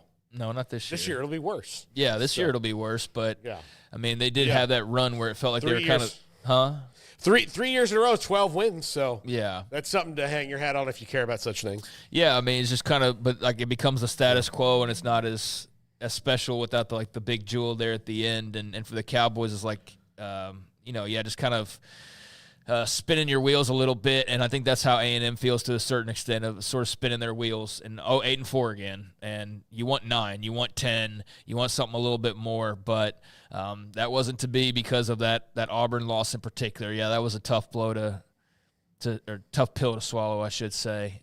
So yeah, not a great close to the season. You can hear there's not really a great buzz for this bowl game, but I wonder if that's really the case in most bowl games now. I mean, we're going to start seeing it. We kind of started seeing it this weekend, but I know West Virginia plays tomorrow, so bowl games are about to start getting underway. But I'm very curious, because the only examples I really have is here's this West Virginia game, and they just changed coaches, and they're really more worried about next year than anything else at this point. They're all excited for what Rich Rod's going to do, his hires and transfer portal and all that. You've got games I think Baylor cares about their game, but LSU doesn't really care about the game based on what we've seen so far. And I don't know. I'm trying to explain how I don't really have a feel for how much people care for bowl season right now. It's basically what I'm trying to say. And I think that it depends. Like, some teams care a little bit more and are glad to be there, especially if you weren't there last year, the last couple of years. And there's others that are there regularly that if they're not in the playoff, then it doesn't really matter that you're playing in Las Vegas against USC. It's a disappointment if you're an A&M fan. But I'm very curious to see just the overall bowl season vibes that don't involve playoff games. Yeah. Because I think the playoffs are exciting, obviously, but the big fear is that they're going to just drown out the rest of it. And I don't have a good feel for that being the case yet, because I have examples that I just gave of where that's the common thing, though. Like, there's lots of teams that you don't typically make a bowl and fire your coach, but those that do, like, you're still excited. So, like, West Virginia. And then there's always going to be those that, like, it didn't quite pan out the way you wanted, A&M. Yeah. But overall, how does it feel? Like, this year with the expanded playoff. I'm very, very interested in that. Yeah, that's going to be one of those things we have to determine after it's over. Right, yeah. You know, and see that, because I think people are going to watch football games whenever football games are on. I think so. But even we don't watch all of those games, no. you know. But even as, like, individual fan bases, you know, the 12-team playoff is probably going to create more disappointment than before. So, you know, that's – it's going to create more disappointment, but are you able to at least look on the other side of it and go like, oh, that's cool, Well, though. I mean, we had a good year and we made the Holiday Bowl or whatever. Or is it just going to be a situation now where that's always a disappointment? But if I've been in like a 3-year stretch where I feel like the team's getting better, I finished 20th, I finished 16th, I finished, 18th or something like that. But I feel like, hey, the pieces are in place. When it's a 14 playoff, I'm just gonna be like, well, maybe next year we'll be 12th. Well, now maybe next year we'll be 12th. It's like, hell, we could do something. Yeah. So I think there's more optimism on the back end, but just maybe the sting hits you harder in situations where you wind up 8-4 than in other ones. But and again, then we'll being see. on the outside looking in the way that they were. I mean, beat Texas and you're in the SEC championship and probably in the playoff, and you Then you watch and it's not like you watch the Georgia team go out there and beat Texas. Like, it took till overtime. Right. Like, this is not Georgia of 2 years ago.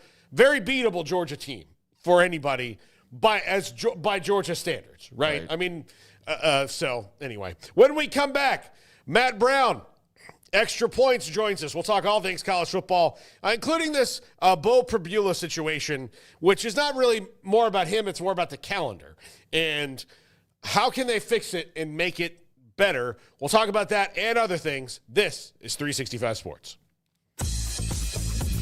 Baylor Scott & White Southwest Sports Medicine and Orthopedics, the team physicians for Baylor Athletics, diagnosing and treating all sports-related injuries, including concussions. These specialists also provide orthopedic services for athletes and non-athletes alike, whether it's knee or shoulder pain, a wrist injury, orthopedic spine care, and even an arthritis and total joint clinic. Trust the doctors Baylor Athletics trust. Baylor Scott & White Southwest Sports Medicine and Orthopedics wants to get you back in the game. Ready to take your business to the next level? Carrion Solutions has got you covered. We deliver world-class IT consulting, including Quest On Demand and Migration Manager, M365 and Exchange migrations, Active Directory assessments, security hardening, and Windows Server upgrades. Our experts specialize in consulting, monitoring, support, and managed IT services. We promise vision, professionalism, and unbeatable value. Satisfaction guaranteed. If you're not happy, we make it right. Remember the name Carrion Solutions. For more info, email sales@carrionsolutions.com or visit carrionsolutions.com. That's CARRION solutions.com. Carrion Solutions IT success guaranteed.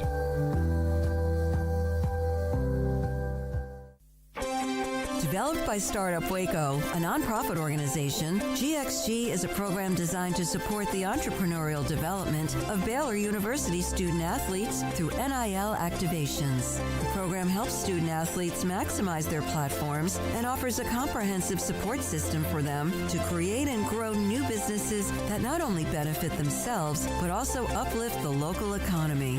Fans who wish to support student athletes can donate to GXG via the GXG NIL Fund BaylorBears.com/GXG. Contributions to support NIL activations through GXG can be made at BaylorBears.com/GXG. For more information, follow @GXG_GreenXGold on social media and visit the official website www.gxg.startupwaco.com. GXG, empowering student-athlete entrepreneurship and uplifting the local economy through NIL activations. This is 365 Sports, powered by Sikkim365.com. The 4 o'clock hour is sponsored by Boozer's Jewelers, the wedding ring store, specializing in custom jewelry and repair, all in-house. Now here's David Smoak, Paul Catalina, and Craig Smoak. Welcome back, Paul Catalina, Craig Smoak, and excuse me, sorry, Matt Brown. It's that time of year. It's cold and flu season. I have a lingering cold from this weekend, Matt. I apologize. One of the things I wanted to bring up with you, because you have such a good perspective on everything and extra points, covers all this. And I wrote down 10 things I wanted to talk to you about today, and then the Bro Prabula thing happened, and I was like, I forgot about all of them. I'm sure I'll get to it, but Bo Prabula from Penn State is their backup quarterback, and a guy who, now that Drew Aller is coming back, is not going to be the starter next year, but could probably be a starter somewhere else. He played really well in backup duty and in, certain situational play calling for them, but he's got to jump into the portal. Preston Stone from SMU also in the portal if he wants a chance to play, and their teams are in the playoff. How does the NCAA fix this so it's not such a headache for the 12 teams that are experiencing this right now? It's a really good question, and I wish that there was an easy answer, because it isn't just so simple as saying, okay, well, we'll just make the portal open in the middle of January, and it'll be after all of the postseason's over and after everybody has a chance to see through the playoff. Because unlike every other professional league or major league, this is tied to the academic calendar. You need to, if you want to play college football next year, you need to be enrolled somewhere else, which means you need to go apply and get those transcripts going. And you can't do that on January 15th because the semester's already started. You might be able to get away with it a couple of days into the new grading period. But if you're trying to transfer at the end of January, you might not get your credits in time. You might have to miss spring practice. You might have to miss these other things, which is not going to be appealing to players. So unless you move it earlier, which I have it open up well during the season, which I don't think is really practical for coaches and everybody else that's trying to plan week to week. I don't really know if there is a good solution here other than completely divorcing this from academics, which is maybe where we end up going eventually, but probably not immediately. Could you let them enroll at their new school, take online classes, and then just get a waiver for the playoff? If you can get enough online classes that are willing to accept somebody 3 or 4 weeks into the season and still meet baseline eligibility requirements, and I don't think university presidents are going to be okay with wholesale just waiving everybody else. Sure, you can go take this class that doesn't really matter for a couple of months until the spring grading period starts. It may work at some schools, but it's not going to work at most of the ones where I think Bo's going to want to go. It's not the way that R1 research institutions work. Matt, what do you think of where we have arrived here in the postseason, where bowls are about to start up now, but we have this expanded playoff? Does it feel like college football still? Does it feel like we're kind of turning the corner a little bit to where the playoff takes all of the attention and the bowls are mattering less than they have maybe in years past? And I know we've kind of maybe been having that discussion as it is in years recently anyways, but now that we've arrived in the 12-team era, does it feel differently in bowl season to you at all? It doesn't to me, only because I think that the pre-January 1st games have stopped mattering for a decade now. Fair enough, the playoff isn't new. The playoffs, we've had a playoff since 2014. And while, before the portal, it was more likely that if somebody made the Rose Bowl or the Cotton Bowl, they would play in it. And then we saw what that became to be less and less. But if you're a power conference team and you're playing a bowl game now, your season was a disaster. Everyone's hit the portal. Like there's no sanctity or historical tradition of being some 6-6, 7-5 team playing in a bowl game that changed sponsors every 2 weeks.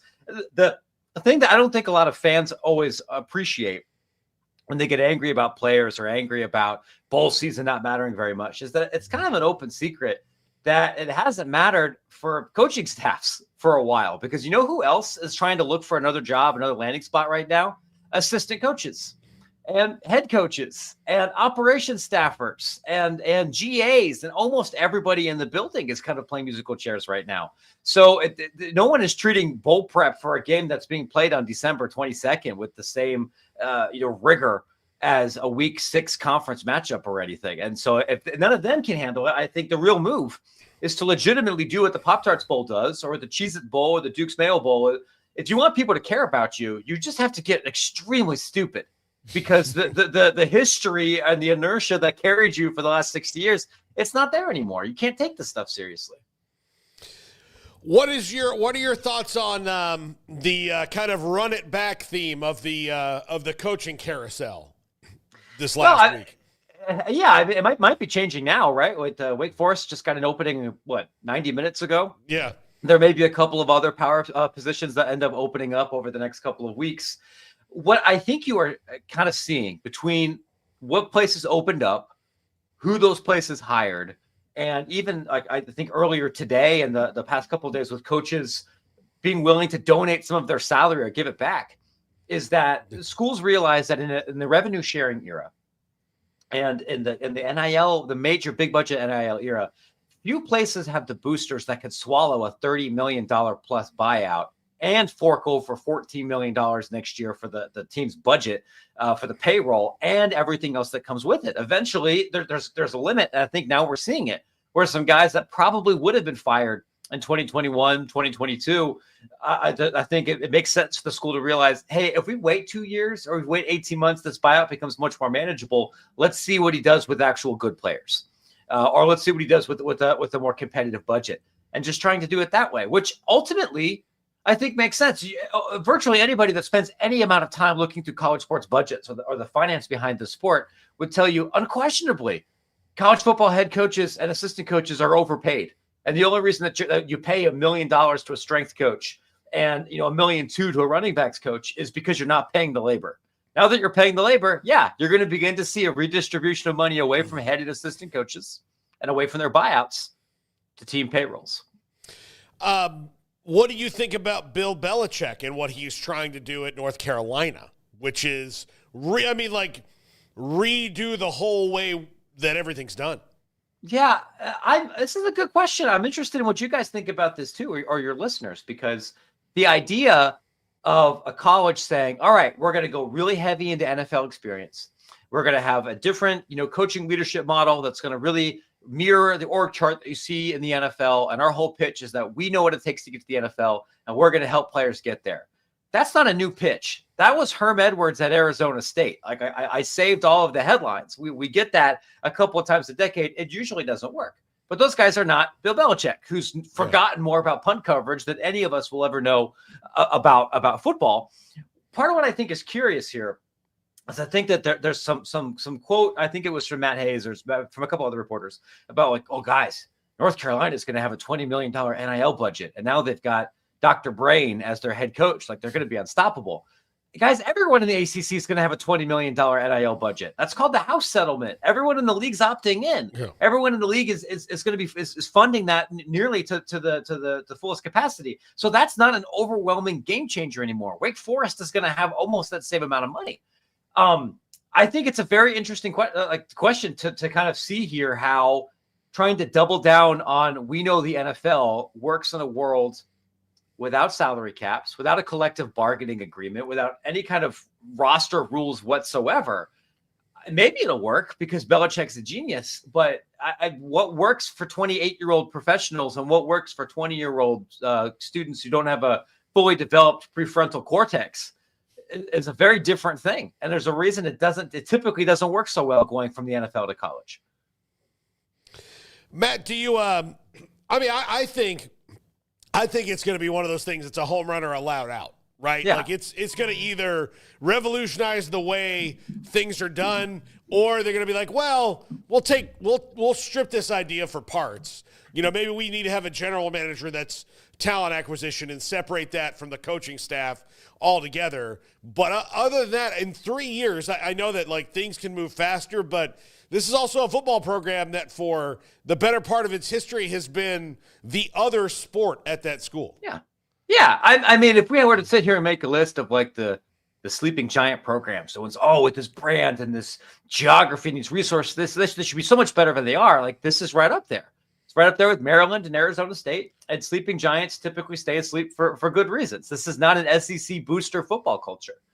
The idea of having an org chart that splits the GM and the head coach, that's not new. That is, certainly at least not new and unique to North Carolina. That's going to be probably close to standard across most of the Power Four. It's already happening in mid-major college basketball. What I think is so fascinating is who that GM tends to be, because the very in vogue thing to do right now in major college football is go hire somebody who is tied to NFL salary caps. Anybody you can get from NFL front office, you possibly can. They've all got quants.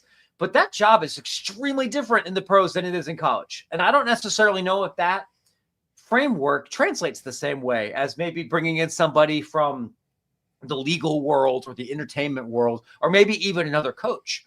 We're gonna find out in a couple of years, but I certainly don't think any of this is settled wisdom. Do you think, like, one of the things I think that's going to be interesting to see is how do, like, when you've got a Deion Sanders that's not going to go into people's houses and recruit, and Bill Belichick, who's probably not going to, like, I doubt he's going to go into people's houses and recruit all that much. I mean, he might make an exception, like Deion, I'm sure, makes an exception for the big swings, but how do you do that when, like you said, these are younger guys? The relationship with a position coach matters way more in college than it does in the pros.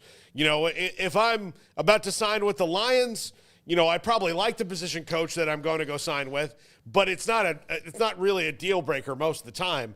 As we're in college, we've seen people, jump into the transfer portal because the position coach leaves, as if he was supposed to be the cornerbacks coach at Auburn for the rest of his life. So it's a very different dynamic. How do they separate that out personnel-wise and make it more NFL? Like, I just don't see how it culturally works. Right, because you don't recruit in the NFL.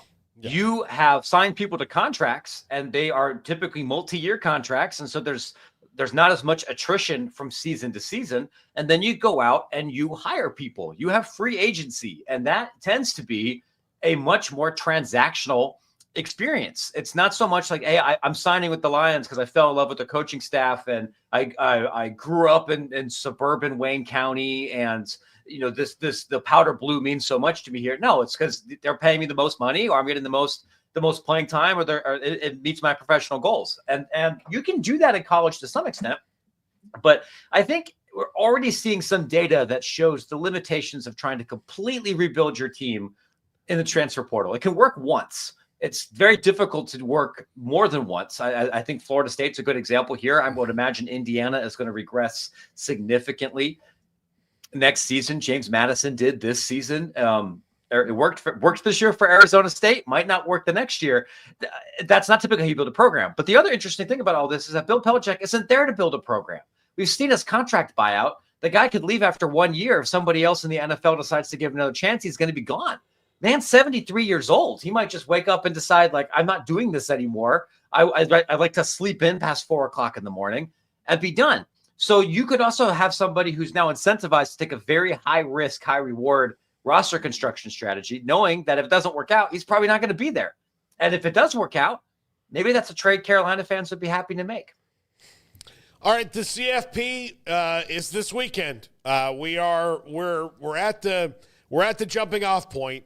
What do you think will be the things that jump out to people that are different? How do you feel also about look, you're an Ohio State guy. They're not controlling their own home game. They're treating it, the NCAA is running it, or the CFP is running it like it's an NCAA tournament game, which I think is a huge mistake. I think that they can't treat college football like basketball. Basketball's a different thing. You have a host site. You can have 100 teams there. It's not really that way. What do you think people will notice that's the different things about it? Yeah, so that's a good point. I think there's going to be two. There's a lot of cold weather games happening this weekend here, and we're not used to seeing games on these sites in open air stadiums this late in the year. I want to say the weather report in Columbus is going to be around 23, 24 degrees. And it's, there's a lot of Northerners on Tennessee's roster, ton of Southerners on Ohio State's roster, but how that impacts the passing game, how that impacts the players' mental discipline throughout the game, I think that is going to be interesting because it's just not something we're used to seeing. And to your point, these games are not likely to look or feel like traditional home games, not just because of how the tickets are distributed, because it's run by the College Football Playoff, and it's not going to be 50-50, but there's going to at least be 30% Tennessee fans, in Columbus. There's going to be a lot of Hoosiers in South Bend, but the programming and how the scoreboards work and the pregame music and everything, it's all set up differently to be a slightly more of a neutral field experience. So I think if you were at one of those stadiums and you were expecting a home game environment like you had 4 weeks ago, it's not going to be there. Not that I don't think teams like Notre Dame and Ohio State are going to have significant advantages being at home. They definitely will. But it's going to be a new thing. These are not places that are used to hosting games or having these kind of events during the year. I'm especially interested to see what it's going to be like at Penn State, because that is not an easy place to get to. Columbus is at least a big city. South Bend is at least a city, and there's hotel access in many small towns in Michigan and all the way up to Chicago, and you could stay in Chicago.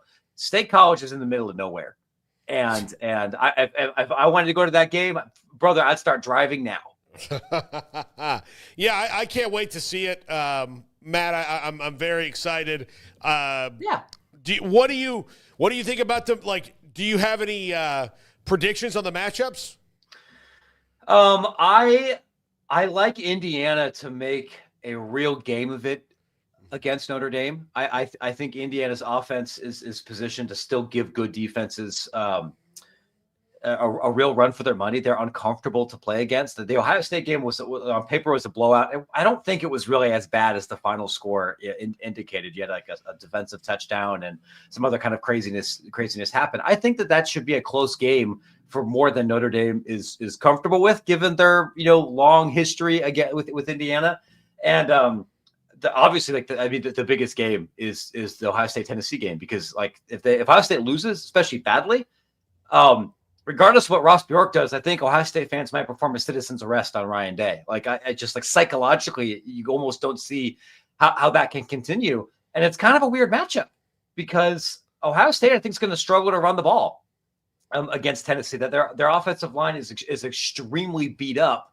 I could definitely see that game looking like another 16-13 game like Ohio State just had there. It's impossible to overstate how much anxiety is in the balance of that particular matchup. Oh, if Tennessee wins that game, I would not want to be Ryan Day. If that's the case, I think I don't think Ohio State is going to fire him, if only because of how expensive the buyouts are and how many assistants they have on multi-year coaches. But I think there will be a mutual decision, and maybe I'm making mutual on air quotes here, that Ryan Day might be spiritually and just professionally happier as the new head coach of the Indianapolis Colts. Or as the offensive coordinator for the Chargers, or something else that's outside of college football, and he makes that decision willingly and maybe gets a $20 million check. Yeah, I think that I would not. I mean, again, if that didn't happen, man, what a year that would be. I mean, it would just be holy cow. I would move. I would move and not tell people. I would get a condo and have security and just pop into the. I think that's part of it. That's in many ways Ohio State, and I would consider Texas and Alabama and a couple other places in this category as dream jobs, because yes, you can win a national championship there. You can recruit just about anybody that you would want. You're going to make $10 million a year. You're going to have some of the best facilities and best resources that you can get. And Ohio State specifically is probably the most recession-proof program in college football. Like they've only been bad like 2 or 3 years since the 50s. But the pressure is enormous, especially in a place like Columbus that, like, yes, technically has other professional sports teams, but come on, they don't. Like this is the only thing that matters. The new governor is going to call a press conference if you lose to Michigan State. The way that you have lost to Michigan is completely breaking the brains of many 40 and 50-year-olds throughout the area. And if you win 94% of your games and lose Michigan, and lose your bowl game or lose your championship game, it will not be worth it. Just like I don't think it is worth it to be a 9-3, 10-2 coach at Alabama. Even if they don't fire you, you would be so miserable it wouldn't be worth the $10 million. You'd be happier at Troy, and maybe something like that happens here. Matt Brown, Extra Point, subscribe to it. It's unbelievable. It's great information every week. Matt, thank you. We love getting you whenever we can. You bet. Thanks, fellas. Appreciate you having me. Happy holidays, Matt. That is Matt Brown from Extra Points.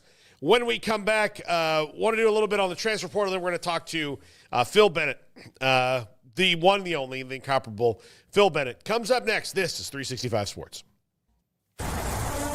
Get ready, Baylor fans. The ultimate game weekend experience awaits you at the Baylor Club. Kick off your weekend with our Friday Night Live pep rally. With live entertainment and special appearances from the Baylor Spirit Squad, it's the perfect way to start your game weekend with a roar. On Saturdays, don't miss our Knox Hall tailgate. Enjoy delicious food, ice-cold drinks, and great company as you gear up for the big game. And after the weekend's excitement, wrap it all up with our famous Bear brunches on Sundays. Don't wait. Make your game weekends legendary with a Baylor Club membership today.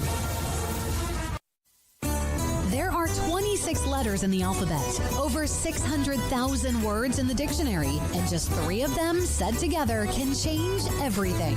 Let's order pizza. Those 3 words lead to dough made from scratch and 3 fresh signature cheeses that blanket golden crust in a heavenly melt on Marco's Pizza that'll blow your mind. So visit Marcos.com to order and stop by Marco's Pizza in Belmead, China Spring, Woodway, and in Robinson. Marco's. Pizza lovers get it. With so many companies and policies out there, it gets so confusing shopping for insurance, and I never know if I'm getting the policy that's right for me. Luckily, I met the team at the Niche Group Insurance Agency. With the Niche Group, you can go to one company and get access to coverage options from many insurance carriers, and you get to speak to a real person about your specific coverage needs. With the Niche Group, I know I'm getting the right coverage at the right price. If you need insurance, talk to the experts at the Niche Group at 1-800-258-8302. This is 365 Sports. The Sikkim 365 app is brought to you by Allen Samuels Dodge Chrysler Jeep Ram Fiat. Come by, let's be friends.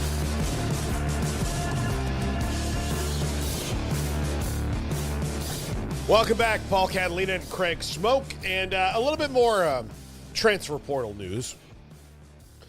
So Michael Van Buren, late of Mississippi State, has transferred now to LSU. And Garrett, Craig, I think this is a nice pickup for them. For him, it's a good spot to land. Ricky Collins is in the portal. They didn't get Underwood. They thought they might have gotten a commit from, Blake Baker? Is it Bryce Baker, Blake Baker? What is Bryce? Bryce Baker, who's, North Carolina hired Bill Bellichick, so he's not going to decommit now. And he is the quarterback in waiting because Garrett Nussmeier's coming back. I like this move for Michael Van Buren and for LSU. I think it's a good move. He showed some potential at Mississippi State this year. He's athletic, and he doesn't have to go in and start right away. Yeah, I think it's a nice pickup for them. I think he showed a lot of talent this year with Jeff Lebby in that offense, and obviously put into a bit of a pickle playing earlier than expected because of the Blake Shapen injury. So got his shot, made the most of it, and understandable that they want to go back to the Shapen well with him available again. But that freed up Van Buren to go and see what else is out there, and I think LSU is a spot that makes a lot of sense, and I think that's a great land for him. And yeah, you'll have Nussmeier there, but Van Buren's not like he's a junior that's transferring in. I mean, he's a young guy and has already played a lot more more than I think anybody anticipated him to during this past year. So he'll get to kind of get back on the expected trajectory, I guess, if you will, by being behind Nussmeier for a season and learning from him. And I think that's a really solid pickup for LSU's offense there. Garrett, you like it though, right? No, I really do. I think that this was something that definitely had to be addressed. I like that he has the experience, whereas if you were going to rely on like Bryce Underwood, you would still have the learning curve over there. With this situation, Van Buren has seen SEC defenses. He knows what to expect. And not only has he seen them, though, I think he has the numbers to back it up, man. Like, he threw for almost 1,900 yards this season against Georgia. He threw for almost 300 yards, as well as with Arkansas and Ole Miss. So I think this is a guy who has a lot of talent around him to work with. He's got a great skill set that he possesses, and I think he's in a better situation at LSU to be successful than what he would be at Ole Miss. I mean, at Mississippi State, and I'm excited to have him on the roster. All right, next up, Jackson Arnold on his way to Auburn. He is the highest-rated recruit at quarterback that Auburn has ever signed. I don't know, like, I always like to take off a star if you transfer after a year, but he was a 5-star recruit. Gus Malzahn gets his guy. He also got Ashton Daniels today, is going to be the backup, and they've got Deuce Knight coming in. This is a really important get for him to get a quarterback, Craig, but it's a big spot for Jackson Arnold as well. This really needs to work out. Yeah, I mean, I think it was interesting to also bring in Ashton Daniels as well, really filling that quarterback room back up. But this seemed to be a spot that made a lot of sense. I mean, Mississippi State was mentioned originally as well because of Jeff Lebby and that original connection there. But obviously they go a different route, and we see that, Michael Van Buren's in the portal as a result. So Jackson Arnold, that was one of those places you thought he might end up. Clearly that wasn't the case. But the other one that was as mentioned as much was Auburn, at least there initially, when you thought that he might dip his toes into that portal.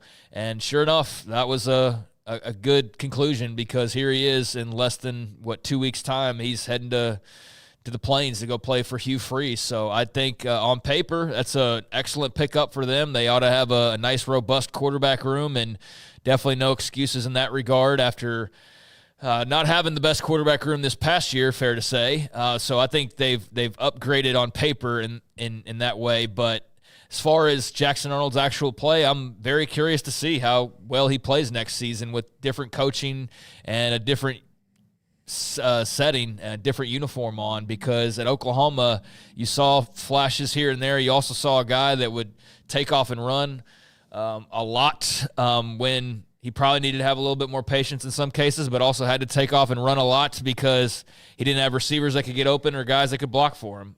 So it was just an overall messy situation where I don't think he was quite ready to be the dude that everybody expected him to be, and the team around him wasn't good enough to help get him over the hump into being maybe a bit better than the guy that we saw. So at Auburn, I think, with a clean slate, fresh set of eyes, and just a fresh start, I think that'll do him some good. It'll definitely do Auburn as a team some good to have hopefully some better quarterback play.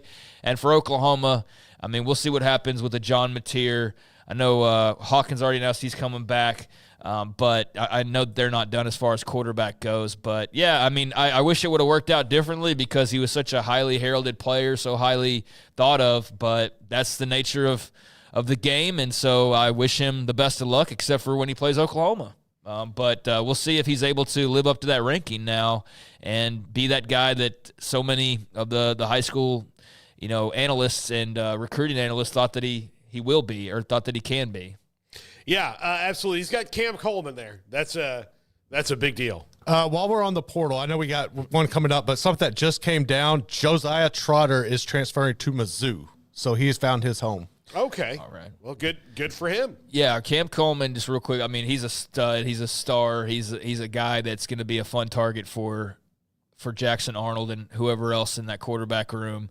But, yeah, that's a guy that you definitely see as being a pull to go play for Hugh Freeze and Auburn, as that guy's unbelievable. So that'll be a lot of fun, that pairing potentially. But on the Trotter story, I had seen where he was visiting there, and it seemed like he was having a good time. So I guess he had a great time, because that wasn't That wasn't too long of a decision that he had to make, and that's a great get for Missouri. No, it was a tough loss for West Virginia, but Rich Rod's got another spot to fill up. But yeah, Trotter to Missouri. Okay, that makes a lot of sense, and that's a good pickup for them. Yeah, it's a really good pickup. He's a very good player. Comes from good stock too. Yes, very much so. The Trotter line there with Jeremiah, and then him there. All right, here's another one. Miller Moss is going to Louisville. Jeff Brom not trying to develop a quarterback, clearly, because Jack Plummer, Tyler Shuck, now Miller Moss is headed there. I think it's a great fit. I think he's actually the most talented one of the bunch of the three I just mentioned. But again, I think this is good for Miller Moss. I think it's good for Louisville in the short term. But long term, Jeff Brown's going to get a quarterback who's going to be there for more than a year, doesn't he? I don't know. Do you have to these days? I mean, I don't think there's 6 and 5. They were 7 and 5 this year. So yeah, I mean, I don't know that having like a freshman though that you just develop over time is going to really change that record or the outcome all that much. I mean, but I get where you're coming from in terms of having your own guy and not relying on the portal. But I think Miller Moss showed some good things. Clearly, did not follow up that bowl performance where he kind of made his name a year ago, and then rolling into this season had a lot of attention on him. I don't know that he followed up as well as you thought or hoped that he would. Obviously, he's in the portal for reasons, but seems to be a good pickup on paper. And yeah, another transfer to Louisville and playing for Jeff Brom. So we'll see how it works out there. A fun competitive team, but I don't really feel like this changes anything big picture for me one way or the other for them. Like, he's a good player, but I don't think that there's like, oh man, Louisville now, like, holy crap, look at next year. We'll see what else they do this offseason, but I think it's a solid, respectable, good pickup. I think it's good, but wouldn't go too much crazier than that, like a lot of these other transfer pickups for everybody. Yeah, and then finally, and then we'll have, I think, Phil Bennett here in a sec. But Chandler Morris on his way to his 4th college, and it's a topic we'll talk about it. I'm going to ask Phil Bennett about it as well. But he's on his way to Virginia. I wish him nothing but the best. I think North Texas was the right spot for him, though. I don't know if jumping in the ACC is going to – I don't know. I thought he was at the right spot. It clearly worked out, but I know you're trying to get your payday and all that, but I don't know. I just felt that North Texas was where he belonged. Yeah, I don't know what all he's getting in exchange for going to Virginia other than just a step up in competition and a step up in the conference you're playing in, but I think 4 teams in a career is so stupid. I'm sorry. Yeah. Like, I'm calling it what it is. It's so stupid. It's so stupid. Good for him. Good for players to have the freedom. I think all that's well and good, but I just think it's stupid that guy's playing for his 4th school. I just don't know how that benefits really anybody. Well, I take that back. It benefits him, clearly, and his pocketbook, I would imagine. That's a solid pickup for Virginia. I've watched him play a ton. He's great against Baylor. He's pretty good against others, and then he can be a little bit down in certain weeks where he turns the ball over a little bit too much. But, I mean, I think he's a solid player. Doesn't change my big picture thinking on Virginia, much like Miller Moss with Louisville. And it's not so much about Chandler Morris, but the 4 schools thing in 5 years or whatever it's been, I just think that's the dumbest. That's I don't know how that's good for the sport, but it is the way that it is. All right, now we welcome in the one, the only, the incomparable Phil Bennett with us from his pool. One day he's going to just do it on a floaty sitting in there, I'm sure. But, Coach, you did not have to recruit the portal all that long before you retired. But when a guy is in there 3 and 4 times, would that kind of make you go, this is maybe not someone who can be committed to something? I'm so disappointed in what we're having right now. Craig sitting there saying,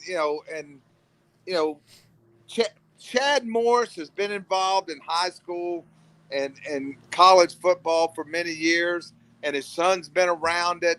And it's sure not his fault that he's going to 4 schools. But it surprises me that even the good players that had success, I mean, he would have really done himself well to stay another year at North Texas under Morse with his offense and maybe get a chance to get drafted. I don't see the reasoning for all the it's like, hey, I've been here a year, I got to go. And I'm sure Virginia's not paying that much. So I'm sort of stuck on this deal with they've got to get the portal, the time, the calendar right, or they're going to kill these bowl games. And this game is not going to be what we all want it to be.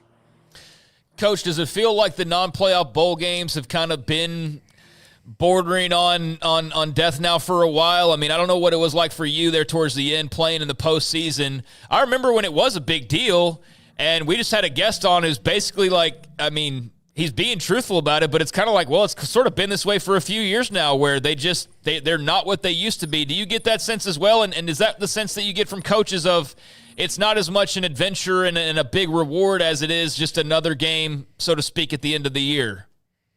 Craig, I think back in the day, they looked for the bowls really worked for marquee matchups. You know, I look at this year, I'm excited about the Baylor LSU. I'm excited about A&M and USC. You know, when I played at A&M, we played USC in a bowl game twice. And I think those are good matchups. But yes, I think that you've got so many bowls now, and you've got the 12-team playoff that you have the portal. I think it's human nature to get distracted on the game, and throw in coaches leaving and coaches being hired. I mean, I'm still in shock that Marshall had a great year, and those kids aren't going to get to go to a bowl game. I mean, it's crazy. What do you think about Bill Bellichick? You know, I know Bill, and when I was at Arizona State, he and Todd Graham had the same agent, and I went up the year that they won the Super Bowl against the Falcons, and I went up for their first mini camp.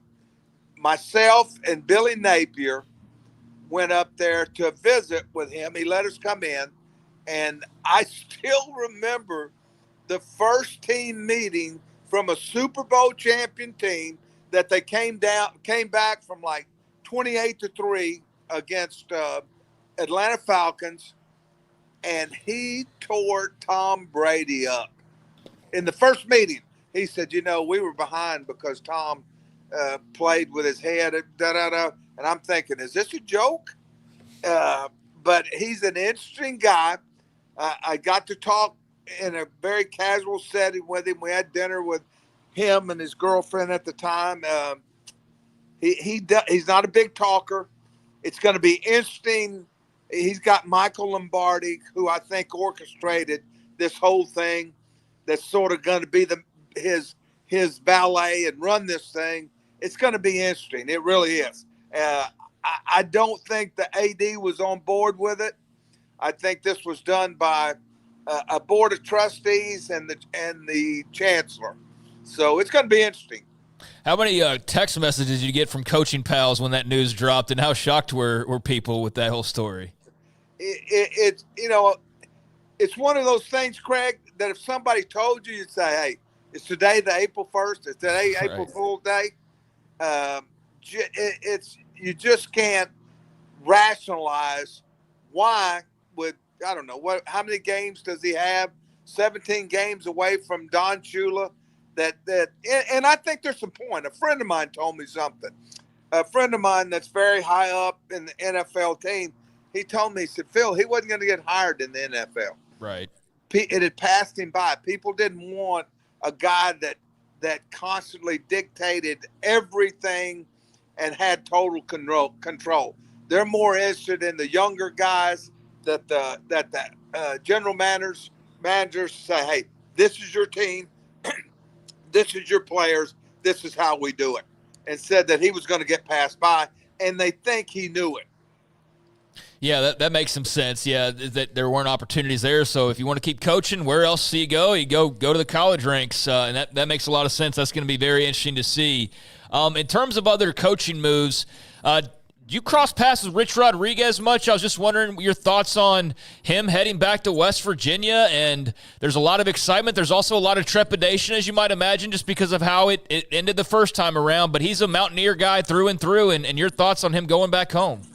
You know, I know Rich, and he's a very, first of all, he's a very good coach. We played him I played him a couple of times. The last time I played him was 2017 when I was a defensive coordinator at Arizona State. We beat him, and they had a very good team. They had that great quarterback, running back. I think they won 9 games that year, and he was fired, not for coaching, but for other things, on his wife and then supposedly a woman on the sideline. But I don't think that people today, and I know Ren Baker, the athletic director at West Virginia. Oh, yeah. He's a sharp guy. He's a good guy. And I think that he had to look through things. And I think when he finally came down, you know, that was 17 years ago. And I think that Rich has won everywhere he's been, with the exception of Michigan. And for some reason, for whatever reason, it just wasn't a fit there, and it didn't happen. And it got ended after 3 years. But he's a football lifer. I think he's a guy that can get them going at West Virginia. I mean, they were treading water. They weren't terrible, but yet they weren't playing for a championship. And I think it took some courage by Ren and the administration to say, you know what, we want to hear that you made a mistake, and we want to see you come back and win a Big 12 champion for us. And it's going to be interesting to see how he does. I know this. He is a hands-on coach. They will be tough. They will be coached well. And I think they could be a factor. Scott Frost is going back to UCF. It's not the same job he left, Phil. It's very different. And things have happened in that time. They've moved conferences. He struggled at Nebraska. Do you think that was a good hire for them, given how much he seems to love that program, and so far how much they really do seem to love him? Paul, you said it first. It's not even close to being the job that when he was there. Now, he had a lot to do with building the stable, but the guy, O'Leary's the guy that built the program. I mean, the president, George O'Leary, I mean, they built UCF. Scott came in and had a lot of good players, and then something happened at Nebraska. I don't know what it was. This job is a harder job now because your expectations in the Big 12 and the stage of college football is different than when he was there. I'm going to be interested to see what kind of staff, who he can get. Can he still get the type of kids that he got, during his tenure there? The expectations, I say this again, are going to be high for him. And there's going to be some pressure that he didn't feel the first time. Travis Hunter wins the Heisman Trophy. It was clearly a two-man race between him and Ashton Jenney, and I think either guy would have been very deserving. But we haven't seen a lot of dual-threat players of Travis Hunter's caliber. What do you see from him as a defender when you watch him? And just your thoughts on his ability to balance both offense and defense. How would you compare that maybe to some other athletes you saw over the years? The first thing about the Heisman is supposed to be for the best football player. Mm-hmm. Not many people, and I know the running back is outstanding, but not many people did the things that Hunter did at the level he did it at both receiver and, DB. Now, I have a friend that says without question, he said, in the NFL, he's going to be a corner because, you remember against Baylor. I remember he caused a fumble. I mean, the guy is tough, plays over 100 plays a game.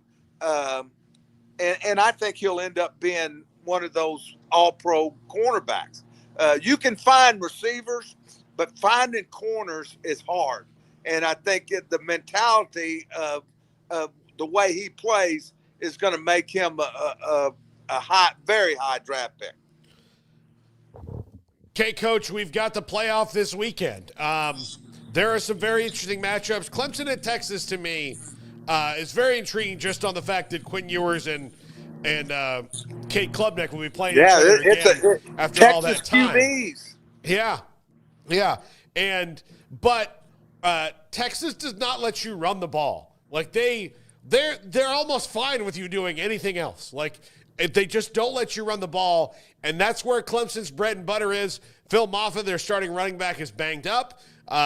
What do you think Clemson has to do to get Texas on their heels? Because the only team that's done that this year really is Georgia, and I wouldn't even call what happened a couple weeks ago on their heels.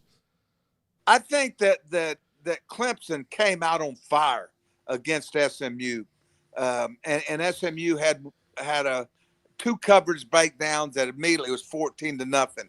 They're going to need something like that against Texas. They're going to need to. I think that their quarterback is going to have to be a factor, because I agree with you. I don't see them running the ball consistency against Texas front seven. I watched Kentucky a month ago play Texas before the A&M game, and I really thought with a little bit of break at Austin that could have really been a lot closer game. I'm not going to count Clemson out of this game by any stretch.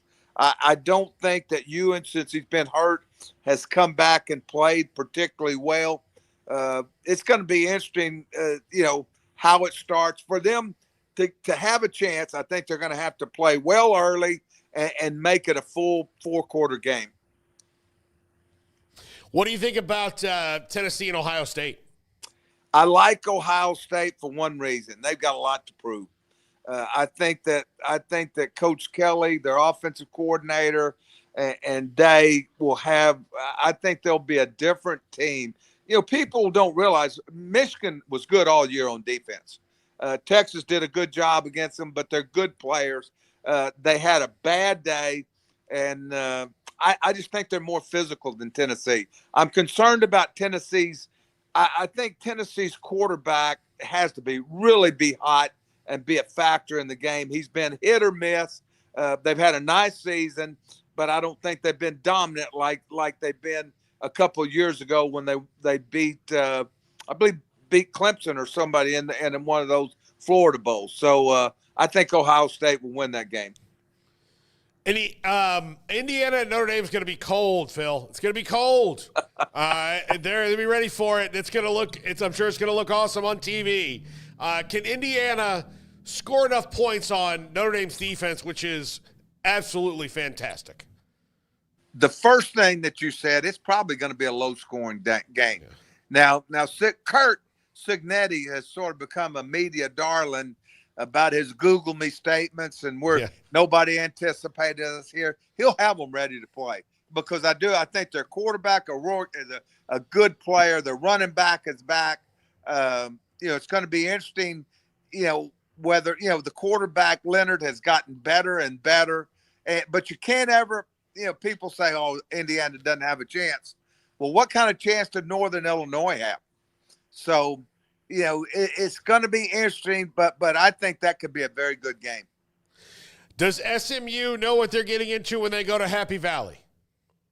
I think so. I was so impressed from the second quarter on of that game last 2 weeks ago at Clemson. I think they're dangerous. I think this quarterback is this is Corey Coleman's nephew, the quarterback at SMU, and he's extremely talented. They have a beat on what they can do and how they can do it. Now they're going to have to play good defense. You look at Penn State last week though against Oregon 2 weeks ago in the Big Ten championship, and I'm telling you, if they don't turn the ball over, that's going to be a 60-60 game. I mean, nobody played any defense. They had almost 600 yards offense, had more offense than Oregon had. And I just think they're explosive, but they also give up points. This might, if SMU can get in the groove early, better than they did Clemson, this could be a barn burner of a game also, I believe. Mike Norvell has given up $4.5 million of his salary to NIL. Brian Kelly, $1 million. Mike Gundy had to give up something. I don't think he did it willingly. But how much? If I came to you and said, Phil, we got to have some of that. We got to have some of that check of yours to pay for these players. What number are you getting pushed back at? I'm going to tell you what I told a dear friend of mine that's a head coach right now. Dead men walking, all of them. They better save that money. Yeah, that's what it feels like. Sometimes when you're in the moment, the lights get in your eyes, you don't see things. Listen, I mean, after the hissy fit that Norvell threw last year about not being in the playoff, Georgia smacking them, and the year they had, missing in the portal on quarterback. Maybe he thinks that's going to – I mean, their fans right now are pissed off, and rightfully so. I mean, they were not prepared to win this year. Yeah, no, that absolutely not. Phil Bennett, the one, the only. All right, guys. Where's our boy? Hey, where's our boy today? Where's Smokey? He had to go to a funeral in East Texas, so that's where he was. So, yeah, that's where he was. Good deal. Listen, right. We'll see y'all next week. All right, talk to you soon, Phil. All right, bye. That's Phil Bennett.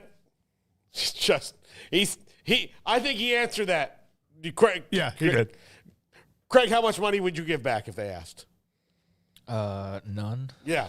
Like, all right, You have it because you're paying me, so yeah. Why am I giving it back? But that has been an interesting trend to see kind of popping off here as of late. And I guess if you feel your job's in danger, then maybe you're more inclined to do that, which is basically what these situations are. Mike Gundy's not doing that because he's had a lot of success as of late. He's doing that because they basically said, do it or we're firing you, right? So I think that's maybe another way to keep a little bit of heat off you is take a pay cut under the guise of redirecting it towards NIL, and school gets their money and you get your players and you just make a little bit less than the whatever amount that you were making. But yeah, I'm sure it takes a little bit of hit of your pride though. Yeah, absolutely. I Norvell giving back $1 million.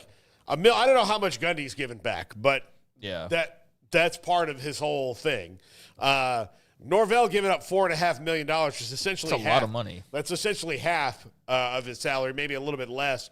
That's a lot of money, but thing is, he's going to do it for 1 year, though. Yeah. Like, he's either better next year or they fire him. Yeah. I mean, so he's doing it, and it's a big haircut, but it's for 1 year. 1 year. And then, it either works, and then I'd imagine if it works, then donations go back up, and a little bit of heat gets taken off of you, and you can kind of get back to the way it was prior to this year. But if not, then, you're probably out of there. So that would be all she wrote, and that's the gamble I guess you're taking to try to provide yourself as much job security as you possibly can. But that's a weird little trend that's starting to occur here where hot seat coaches are suddenly giving money back. But money is the lifeblood of the sport, and it is what everything revolves around. I mean, a lot of these transfer portal moves are money driven. A lot of these coaching decisions obviously are money driven. I think for North Carolina, bringing in Bill Belichick's like, hey, let's get ticket sales up. Let's just get increased interest, I mean, it all revolves around money. But, to see Mike Norvell dish back that much money that still took me back a little bit. I was like, damn, that's $4.5 million. That's a lot of freaking money, man. Yeah, no, a friend of mine watching the show right now said, I see no issue with him giving up money. He's committed to the university and winning. Yeah, right, I mean, that's the way it can be looked at, right, is he's trying to get better players for himself. He's just spending his own money to do it. Yeah. And he's having to do that in part because they didn't win enough this past year, and there's a lack of belief in certain corners that there wasn't prior to this year. And so, you've kind of got it's almost a prove-it tax. And it's also it's a prove-it tax in a way, but it's very much, though, what your friend's saying is you're bolstering your own roster. It's just weird to see, the head coach have to do that himself as opposed to the boosters or in the NFL, a salary cap, Yeah, and look, if it works out and they're in the playoff next year, then he can go, all right, that was my turn. Now it's your turn. Yeah, no, he's not going to do that again. Absolutely not. Nor should he have to. Because it'd be one thing if he threw out like $1 million and then next year they're like, time to. But $4.5 million. I think you're saying like this is my one-time only check. Yeah. And either I'm not here anymore, or if I am, I'm not paying any more money for my own players. Like you guys are going to have to deal with that. Yeah. So it seems like they came to an agreement of sorts that worked out for all parties. No, I look at. You know what? I love it. I love it. Yeah, go ahead. All right, I think I can do this. And the thing is that when you go 2-10, everyone's gonna be like, "Oh, well, Deion just had the Heisman Trophy winner. That Travis Hunter, he was committed to you until Deion said, "Come play for me." Mm-hmm. And that those noises are gonna keep, around him. It's not just Deion, but like all of that. If he doesn't right the ship, well, Brian Kelly, he's another one that did it, and is his job completely safe right now? No, I think that there's plenty of heat surrounding that bad boy, even if he's winning 9 or so games. I mean, there's obviously a level that LSU expects to hit that they are not hitting, and if he doesn't hit that soon, then they're going to hit a wall with him and want to go a different direction. So there's a common theme here. Gundy, hey, man, concessions or you're gone. All right, I'm going to help pay for portal players. Norvell, dude, the last year is not – it's gone as poorly as it possibly could for you in every single way, shape, and form outside of, your personal life or something, right? But professionally, it's been a disaster for the last year. Something's got to give. All right, I'm going to pony up some money and satisfy everybody and also try to help myself and make my team better. And then, the third example is Brian Kelly, who's, again, in a situation. So it'll be of note when just somebody does it. Like Kirby Smart just says, all right, fine, take $4 million of my money and do it. He has no threat whatsoever. But those other three that are ponying up, those guys, they need to win. They need to win now. And so you're seeing them have to dip into their own pockets to do so. It's different levels of contentious. I think that Mike Norvell's not as contentious with the administration. Right, yeah. Mike Gundy in the administration clearly is very contentious. And then somewhere in the middle lives Brian Kelly. And Brian Kelly has maybe the most, obviously his program has the most recent success of winning a national title just 5 years ago. And wasn't his, though.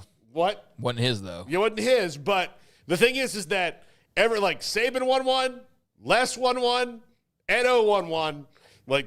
The LSU has very rightfully been like, look, man, it's not that hard to win one here. All the guys who've been our last 3 coaches all won one. Yeah, and the damn thing for him is he can win 10 games, but then there's those 3 or 4 losses attached to that are the pesky ones that prevent you from going to a bigger bowl game or being in the playoff, and that's the expectations there in Baton Rouge, and rightfully so because, they've had so much success with multiple coaches. They took a big swing with landing Brian Kelly in the first place, and he needs to win big, and he's winning. He's just not winning at the level that they want him to, where there's 12 wins and 1 or 2 losses, and it's to Alabama or to Georgia or whatever. But there's different level of contentious there, but it is an interesting little trend. Gundy, Kelly, Norvell, and we'll see who else ends up dipping into their own pockets to try and provide some NIL funding. Clearly there's not a limit to that thing because I don't think any school's like, you know what, we've got enough. We've got enough. No thanks, Coach. We have plenty to spend on next year's roster. They're always hands out. So we'll see if that becomes an expectation for other schools with similar coaching situations. But I have found that very interesting to see, especially a price tag like $4.5 million being thrown out there. That still just boggles my mind. Yeah, that's crazy. When we come back, 3- and 4-time transfers in the portal. How many are there? And let's talk about Drew Aller, Bo Pribula. I wish it was Pribula, but it's not. It's Pribula. Bo Pribula and all that's going on at Penn State and what it says about the larger calendar in college football. That's all coming up. This is 365 Sports. One size fits all. That may be all right for an adjustable belt or cheap sunglasses. When it comes to your financial needs, no one wants a one-size-fits-all strategy. Cam Heathcott, your Edward Jones financial advisor, knows that his most important goals are yours. That's why we take the time to understand your needs, knowing you. That's how Edward Jones makes sense of investing. Cam Heathcott in Conroe at 936-756-7717. Edward Jones, member SIPC.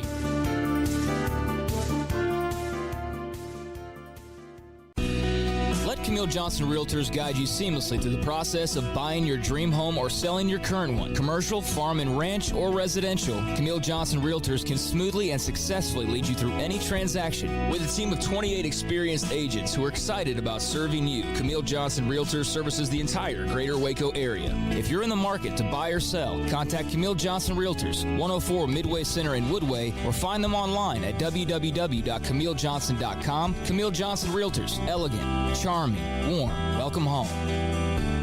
When we moved to Texas, we were like fish out of water. We didn't know anyone in our neighborhood until our Texas Farm Bureau insurance agent came to the house. She was so helpful and reassuring, a friendly face with that Texan hospitality I'd heard about. When we purchased a Texas Farm Bureau insurance policy, we knew we were making the right choice. We knew our family would be protected. Stop by and see our agents at one of our 3 McLennan County locations. Coverage and discounts are subject to qualifications and policy terms and may vary by situation. This is 365 Sports, powered by Sikkim365.com. The 5 o'clock hour is brought to you by Edward Jones and financial advisor Cam Heathcott. Edward Jones, making sense of investing. Now here's David Smoak, Paul Catalina, and Craig Smoak.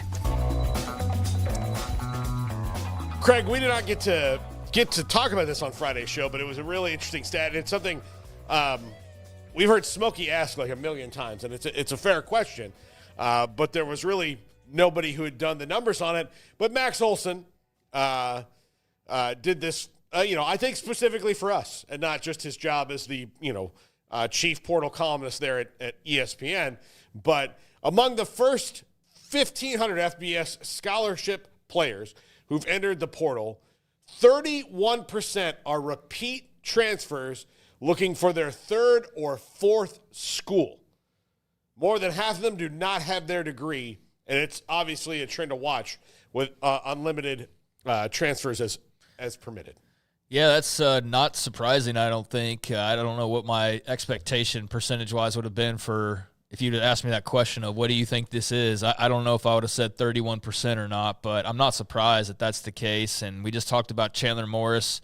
Like I said a moment ago, I don't have any ill will towards Chandler Morris. I'm sure he's a fine young man and he's a talented football player, and he should be free to do as he pleases when it comes to where he goes to school. But I do think it sucks for the sport of college football that you've got a guy going to his fourth school in the last 5 years. I don't know how that's good for anybody except for Chandler Morris and his family. So, hey, there's your answer. That's who it's good for, and that's fine. But as a fan of the sport, I loathe third and fourth time transfers, and I just don't understand that outside of you're not good enough to stick where you are, or you either have a completely inflated ego. And then there are guys who are valid. Like there are guys who have gone from, let's just say, for example, an Incarnate Word to maybe a Sam Houston to Texas Tech or something. And that makes some sense. So I'm sure there's cases where it's not as wonky as it sounds, but on the surface, and when I think of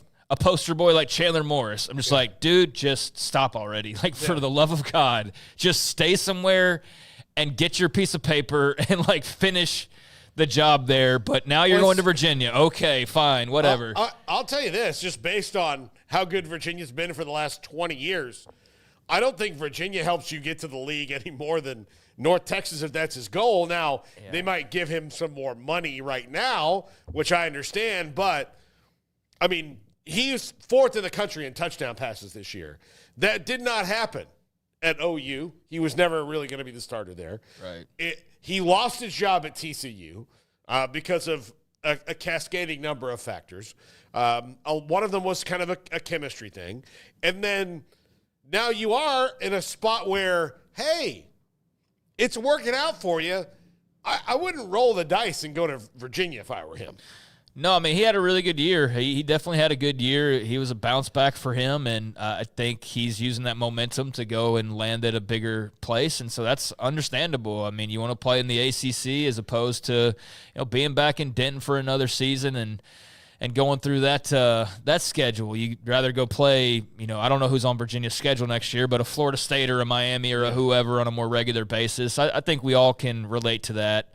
And I don't want to stick on Chandler Morris because he's far from the only guy that's doing this, but I just don't think it's good. I don't think it's better for the sport. I think that the freedom of movement has created some better situations and better opportunities and even some better football in some cases. But when you're talking 3-4 schools, I just think that's where you've hit a point where it's like, what are we even doing here? Like, you're not even trying to pretend like you're even in school at this point. We already know it's kind of, for a lot of people, sort of a mirage anyways. The whole we didn't come to play school mindset is definitely deeply ingrained in some people, and that's fine. But this just completely rips the mask off when you're talking about 3 or 4 schools in 5 years, or 4 in the case of Chandler Morris now for certain. And there was a guy who I guess had the opportunity. We forgot to mention this in the rundown because it just came out, but I know you're going to be very sad that DJ Uiagalelei has declared for the NFL draft, so he will not be able to go to his 4th school in the last 5 years. He will not join that party. He's stuck at 3. Yeah. So Florida State, his last go-around at college. And he will not be an NFL quarterback. I feel very comfortable with that. I feel that about a lot of guys making NFL announcements today. Yeah. We've talked about one earlier. Yeah, I am also declaring for the NFL draft. I am also declaring for the NFL draft. And the other 2 guys will get a slightly warmer response than we will. They will get workouts. Oh, yeah. We won't. But we'll probably be drafted in the same. No. I'm sure one or two of those guys will get drafted somewhere. We'll all wind up in the same spot, not in the NFL. We'll all have similar NFL careers probably. No. Yes. But, yeah, I just saw that with DJU, and it just made me think of, here's a guy who's been at 3 schools, right? So it's more commonplace than ever thought 20 years ago, for sure, even 10 years ago. And you know what? I think people are adjusting to it fine.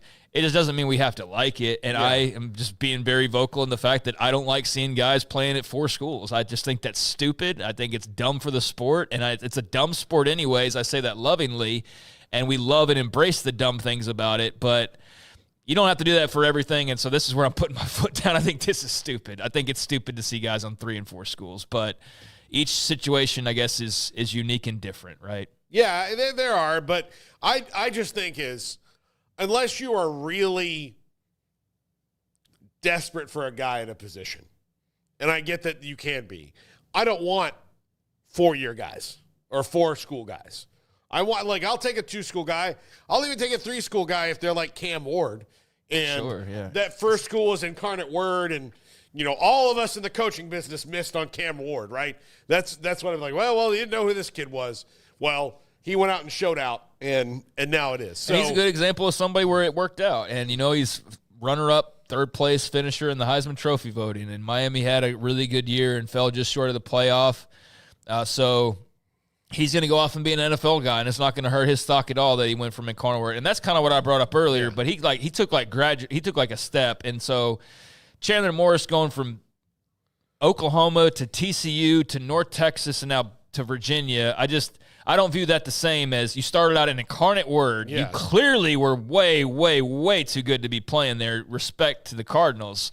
But, then you go to Washington State, and then they have this situation where they don't even have a conference anymore, basically. And NIL's a thing. So, yeah, I totally get you ending up at your 3rd school and ending up at Miami to close it out. I definitely think situations are unique. And his was one of, just constantly moving up, whereas – not all of them are like that. And they could be the reverse. They could be you started off in Miami and then you went to something state and then you went to Incarnate Word. Yeah. Well, Zach Calzada's back in the portal after 2 days after going viral for crying over how much San Antonio meant to him and all the people there. That's what it was unfortunate. It was that was a great little moment, and he had this big, beautiful, emotional post-game speech and talking to the press and had requested time to speak, and he's fighting through tears. And then 2 days later, he's in the portal. I was just like, damn it, what? I was sitting there feeling for the guy. And man, what a beautiful thing. There's never been so much love directed towards Incarnate Word football ever. And then 2 days later, he jumps in the freaking portal. And I was like, what? Yeah. That's crazy. But totally expected and predictable in some ways. Yeah, I did think that was ironic. But look, there are guys. I'm thinking about. Okay, there's a wide receiver named Omega Blake who's from Charlotte. He had a really good year at Charlotte, averaged 25 yards a catch. He transferred to Charlotte from South Carolina. Now he's trying to go back up again. And I guess maybe I need to look at this more of like okay, Max Muncy was with the A's and couldn't get his swing right. Then he went to the Dodgers, and he's one of their like top 10 all-time home run hitters now. Yeah. So sometimes those things work out, but I look at it and I'm just like, well, this is the third school. Like, shouldn't you be good by now?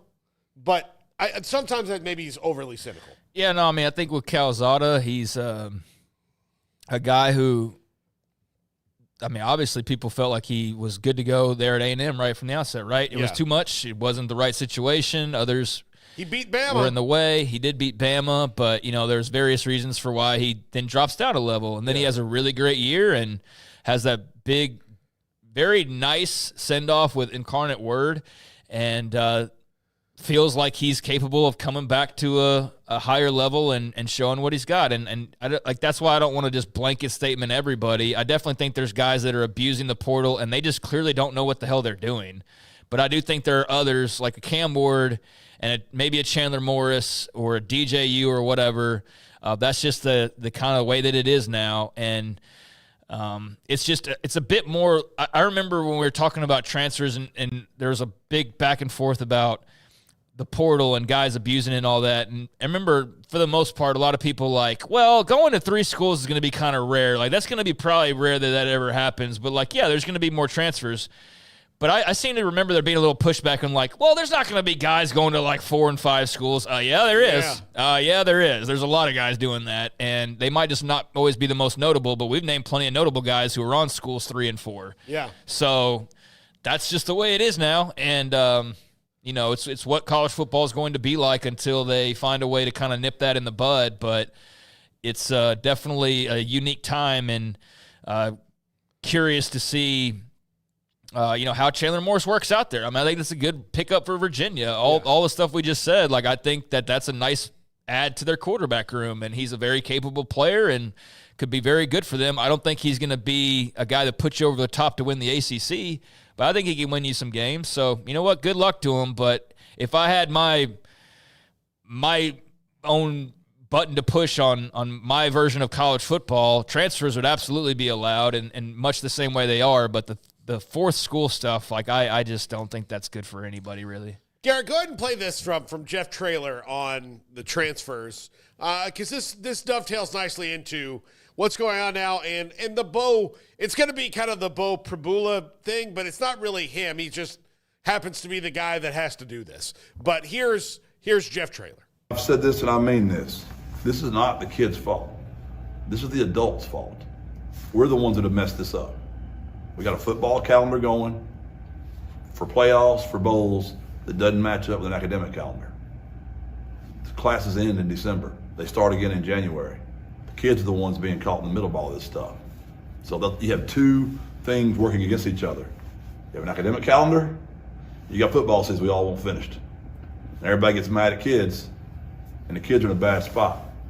And the problem is when a coach tries to explain it, it sounds like we're complaining, and we're just describing what's really going on right now. So I don't see how you hold it against the kids, because they're in a tough position. That's a lot to be thinking about. You got so many of them don't have anybody that even understands what to tell them. Some of them don't even have good people around them. They just don't. Some do. The ones that have good advisors around them, they make really good decisions. Those ones that don't, they just have their coaches. It's just their coaches, and I feel for them. I feel for the kids, and they're looked at as in the wrong here, and really the adults are the ones that messed all this up. Oh, I don't think anybody's gonna argue with that. Yeah, truer words have never been spoken. They created that while they stashed as much money in their pockets as they possibly could until the government forced them to do otherwise, and that's exactly what happened. And now they're their chickens are coming home to roost, and they're trying to find ways to shove even more money in their pockets, but also have to find ways to give money to other people that they kept it from all these years. So, yeah, I don't feel for the schools at all. I don't really feel for anybody. Like, I just think the situation sucks. I just wish it was a little cleaner. And by the way, I forgot Zach Calzada is actually on his fourth school now. Yeah, Auburn. I forgot about Auburn completely. Yeah. The 1 year he went there and didn't play at all and then transferred to Incarnate Word. So, my God, I already blanked. So, he's actually going to his fourth school like Chandler Morris is now. So, yeah, I mean, it's all on the up and up. I mean, he's free to do that. But Jeff Traylor's, I think, just echoing what most people already kind of know and also believe. It's absolutely on the people in charge for allowing it to get this far, but the chickens aren't coming home to roost anytime soon. Or I guess the chickens have come home to roost, and that's what they're dealing with. But the solutions are going to come quick in a hurry and clean this all up overnight. They've created this mess for themselves. It's going to take some time to dig out of it or clean it up, and I don't think they have really all that many ideas about how to do that outside of the house settlement to help out clean up some of the mess, but it's definitely not going to clean it all up. So that is what it is. But good luck to these young men, these players. I had my fill of Alan Bowman, and I had my fill of Cam Rising, and I had my fill of fourth school guys, but that's obviously not going away anytime soon. No, it's definitely not. It's definitely not, Craig. What do you think about Bo Prabula? And look, clearly, we got this information kind of out of order because this is where it came, but he announced this weekend he was going in the transfer portal. Well, Penn State's getting ready to play a playoff game, and he's not going to be there with them because of the way it is. I don't know how Preston Stone's doing it, and he's not, but whatever it is, it's just how it is. But he doesn't want to leave right now, but apparently just based on where he's going or where he wants to go, who knows? But he is leaving because Drew Aller is coming back. And because Drew Aller is coming back, he would have to wait another year because Drew Aller was the quarterback that got him to the point that they are, although Bo contributed a lot. But this is that part of the calendar we can't get through, Craig, because it's academic. None of it makes sense. And so this is going to continue to be a problem until something is reworked. Yeah, I don't know, and I don't have the solution for how they go about doing that. Obviously, the school calendar takes precedent over the football calendar. That we've learned, and that's the way that it should be. But really unique situation, and I feel for all the parties involved because, again, there's no real clean solution to this. I mean, I'm seeing Prabula get plenty of heat in his social media comments, and he's a quitter, and he's this and that, and it's like, man, if you were in his spot, you'd be doing the exact same thing. And you say that you wouldn't, but that's easy for you to say because you're not in that spot. So, of course you can say that. There is part of me that initially is like, what a crappy teammate, or what a selfish guy. And then I sit there and think about him like, well, he's got to look out for his own future. He's got to go make money while he can, and there's only so much time that you've got to be a starting quarterback somewhere, and clearly it's not going to be in Happy Valley next year, so I totally get it. Now, does he have to leave right now? No. Do playoff teams have to have the same deadline as everybody else? No. He could actually go into the portal and make this all work out, but what's the problem there? Yeah. Is that the spots are limited, right? Like his landing spots are suddenly watered down because a few more weeks have passed, so he's got to strike while the iron's hot. I don't know how much difference there is in iron temperature between now and doing it like in 3 weeks or whatever the actual date would be. Off the top of my head, I don't know. But I guess it's enough to make him feel like he's got to do this right now. And I guess that's the case. I'll trust his judgment on that. It's his life and his decision. But yeah, I think it sucks for Penn State that you're losing a quarterback right in the middle of a playoff run. But it's also what the calendar gave you as far as the options are limited for a guy in his position. So I can understand where he's coming from. And we just got to face facts. Like, it's selfish in a way, yes, but that's what everybody's doing, and that's what this game is. It's a very selfish game. Everybody's getting what they can while they can, and so he's no different in that regard, no different than a coach leaving to go take a head coaching job somewhere. He's not going to be the OC in the bowl game or whatever, right? Yeah. So it's similar there. Now, if he was a starting quarterback, that'd be one thing, but he is the backup. So I think it's far more understandable and not as big of a deal. But, I mean, college football is basically asking for situations like this to occur with the way everything is set up. So this was something like this was inevitable. I don't really have like a strong I can't believe this. I believe everything now. I believe absolutely everything that happens, and I'm like, yep, that's not surprising, or yep, could have seen that coming. And so you knew a situation like this would come up because I can just see in my head the articles I read over the past couple of years about what happens when a playoff team gets in and the backup quarterback decides to transfer. Like those are put out there, those ideas, and now we're just seeing it happen for the first time. So everybody's got a big reaction to it. But, I mean, you were begging for a situation like this to occur with the way everything's set up. Yep, absolutely. When we come back, the top 5. This is 365 Sports. That's what I'm talking about. Yeah. Oh, man, this is the best. Yeah, too bad we have to go to work tomorrow. What? Why? You know, Monday.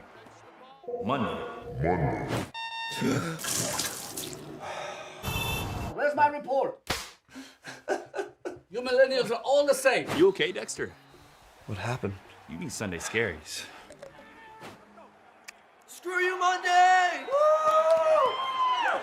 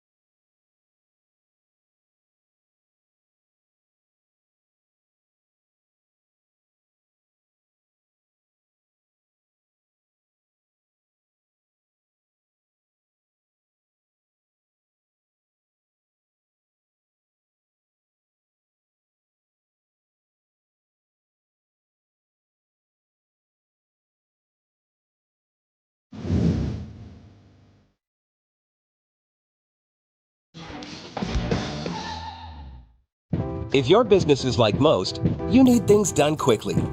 But if you're still tying your critical applications together on multiple shared public networks, you've probably been feeling the slowdown. And that's no good for business. A private UPN fiber network can get you and your business moving at the speed of light. Whatever you need, we can build it. Internet, Metro Ethernet, Waves, dark fiber. We deliver custom private networks and are focused on business customers only. Our next generation 100% fiber optic infrastructure offers you low latency and ultra scalable bandwidth with speeds up to 100 gigabit to run your critical applications. Your connection won't be limiting your performance anymore. It's diverse and scalable, so it can grow and change as your business grows and changes. And with a secure carrier-grade private network, you'll have all the reliability you need. Contact UPN today to learn more. Fast just got faster. There are hundreds of things that can affect our sleep, but what's affecting yours? Sleep Doctor's Home Sleep Test brings the precision of a sleep lab into the comfort of home to help you get answers and unlock a lifetime of great sleep. Start now at sleepdoctor.com/TV. It's time for Paul Catalina's Top 5, brought to you by Texas Beef House. Where's the best beef in Texas? Your house when you order from Texas Beef House. Unleash the flavor of Texas raised Wagyu. From our pasture to your plate, TexasBeefHouse.com. Welcome into Paul Catalina's Top 5. Look, this is the first of the last 5 you're going to get in 2024. So if it makes you sad, I'm sorry. But, you know, Papa's gotta have a break. And for this segment, I'm Papa, because it's Paul Catalina's Top 5. So, also brought to you by Texas Beef House. Got a bit on beef. SmoakSports.com and get ready for that next auction. Use our promo code 365sports. And if I'm a little loopy today, it's because Smokey gave us all a cold, and I am hopped up on cold medicine. And possibly meth. Not sure. Top 5 QB portal signings so far. Number 5, Jackson Arnold to Auburn. This is something that, look, Jackson Arnold, he's been a little up and down, to say the least, in a 6-6 Oklahoma squad. But they were besieged by injuries. They had no weapons. Just wasn't a good fit all the way around this year for Jackson Arnold in Oklahoma. He went to play in a different offense that he was playing in, kind of technically to give him the benefit of the doubt. But on the other end of the spectrum, he wasn't very good. Now, if Hugh Freeze truly is the QB guru that he claims to be, then he can take a 5-star quarterback like Jackson Arnold and turn him into a winner at Auburn. It is something that he has not really invested in his first 2 years there, as the quarterback play has kept him out of bowl games now for 2 years. But this is a nice grab for him. They've got Deuce Knight coming in. This can be a nice bridge for Deuce Knight, and it can help salvage the career of Jackson Arnold and perhaps Hugh Freeze if it works out. If it doesn't, then I think we know what's going to happen at Auburn. Number 4, Hank Brown going to Iowa. While we're talking about Auburn, we'll talk about one of their young quarterbacks who is no longer there. This is a perfect fit between skill set and school. Young guy, can play a lot, not a lot of pressure to throw the ball all around the yard. Tim Lester gets his guy.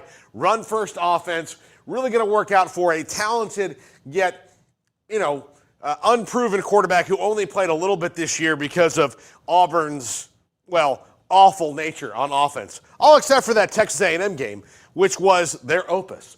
Number 3, one I love, Devin Dampier on his way to Utah from New Mexico. His offensive coordinator, Jason Beck, is the new offensive coordinator at Utah. He's a dual threat guy, can throw, ran for over 1,000 yards, going to be a problem in the Big 12, and maybe something that Utah could have looked at a year ago had they not bet so big on Cam Rising not getting hurt every time he got tackled. This is going to be a big deal, and Utah might be able to live up to their hype from this year if he performs in that new offense with Jason Beck. Number 2, Connor Wigman at Houston. I didn't like the narrative around Connor Wigman that he wasn't really cutting the mustard at A&M. He just wasn't a fit for the offense. Remember, he was 4-1 as the starter this year for the Aggies. And that's half their wins. They won 8 games. He won half of them. 4-1. The only game he lost was to a playoff team in Notre Dame. And yes, he got benched after the LSU game because Marcel Reed was a matchup problem for LSU. And Marcel Reed fits the offense better moving forward. Now, where does he go? He goes to play for Willie Fritz in Houston, and he plays for a coach who's a proven developer of talent, and he has a lot of the same skill set as Michael Pratt, who played at Tulane for Willie Fritz. And I'll tell you, no knock to Michael Pratt, but this guy's measurables, if you're talking about paper-wise and who can do better at the combine, it's Connor Wigman. 5-star quarterback, remember. He was a stud coming out of Houston, and now he's back home. I expect him to be a problem in the Big 12, much like Devin Dampier. And number 1, Darian Mensah going to Duke. Malik Murphy went 9-3 in that offense last year. And then he left, chasing money, I guess. Whatever, it's his prerogative. Darian Mensah played great for John Summerall at Tulane, and now on his way to Duke. Duke gets maybe the quarterback with the most potential in this cycle, provided whatever happens with John Mateer. But Darian Mensah's era is pointed up, and the Duke Blue Devils 9-3 under Manny Diaz in year 1. So they did not drop off from losing Mike Elko. They're picking up a really good quarterback and will be a threat in the ACC. That's going to do it for this Top 5 and this show. We will see you again tomorrow.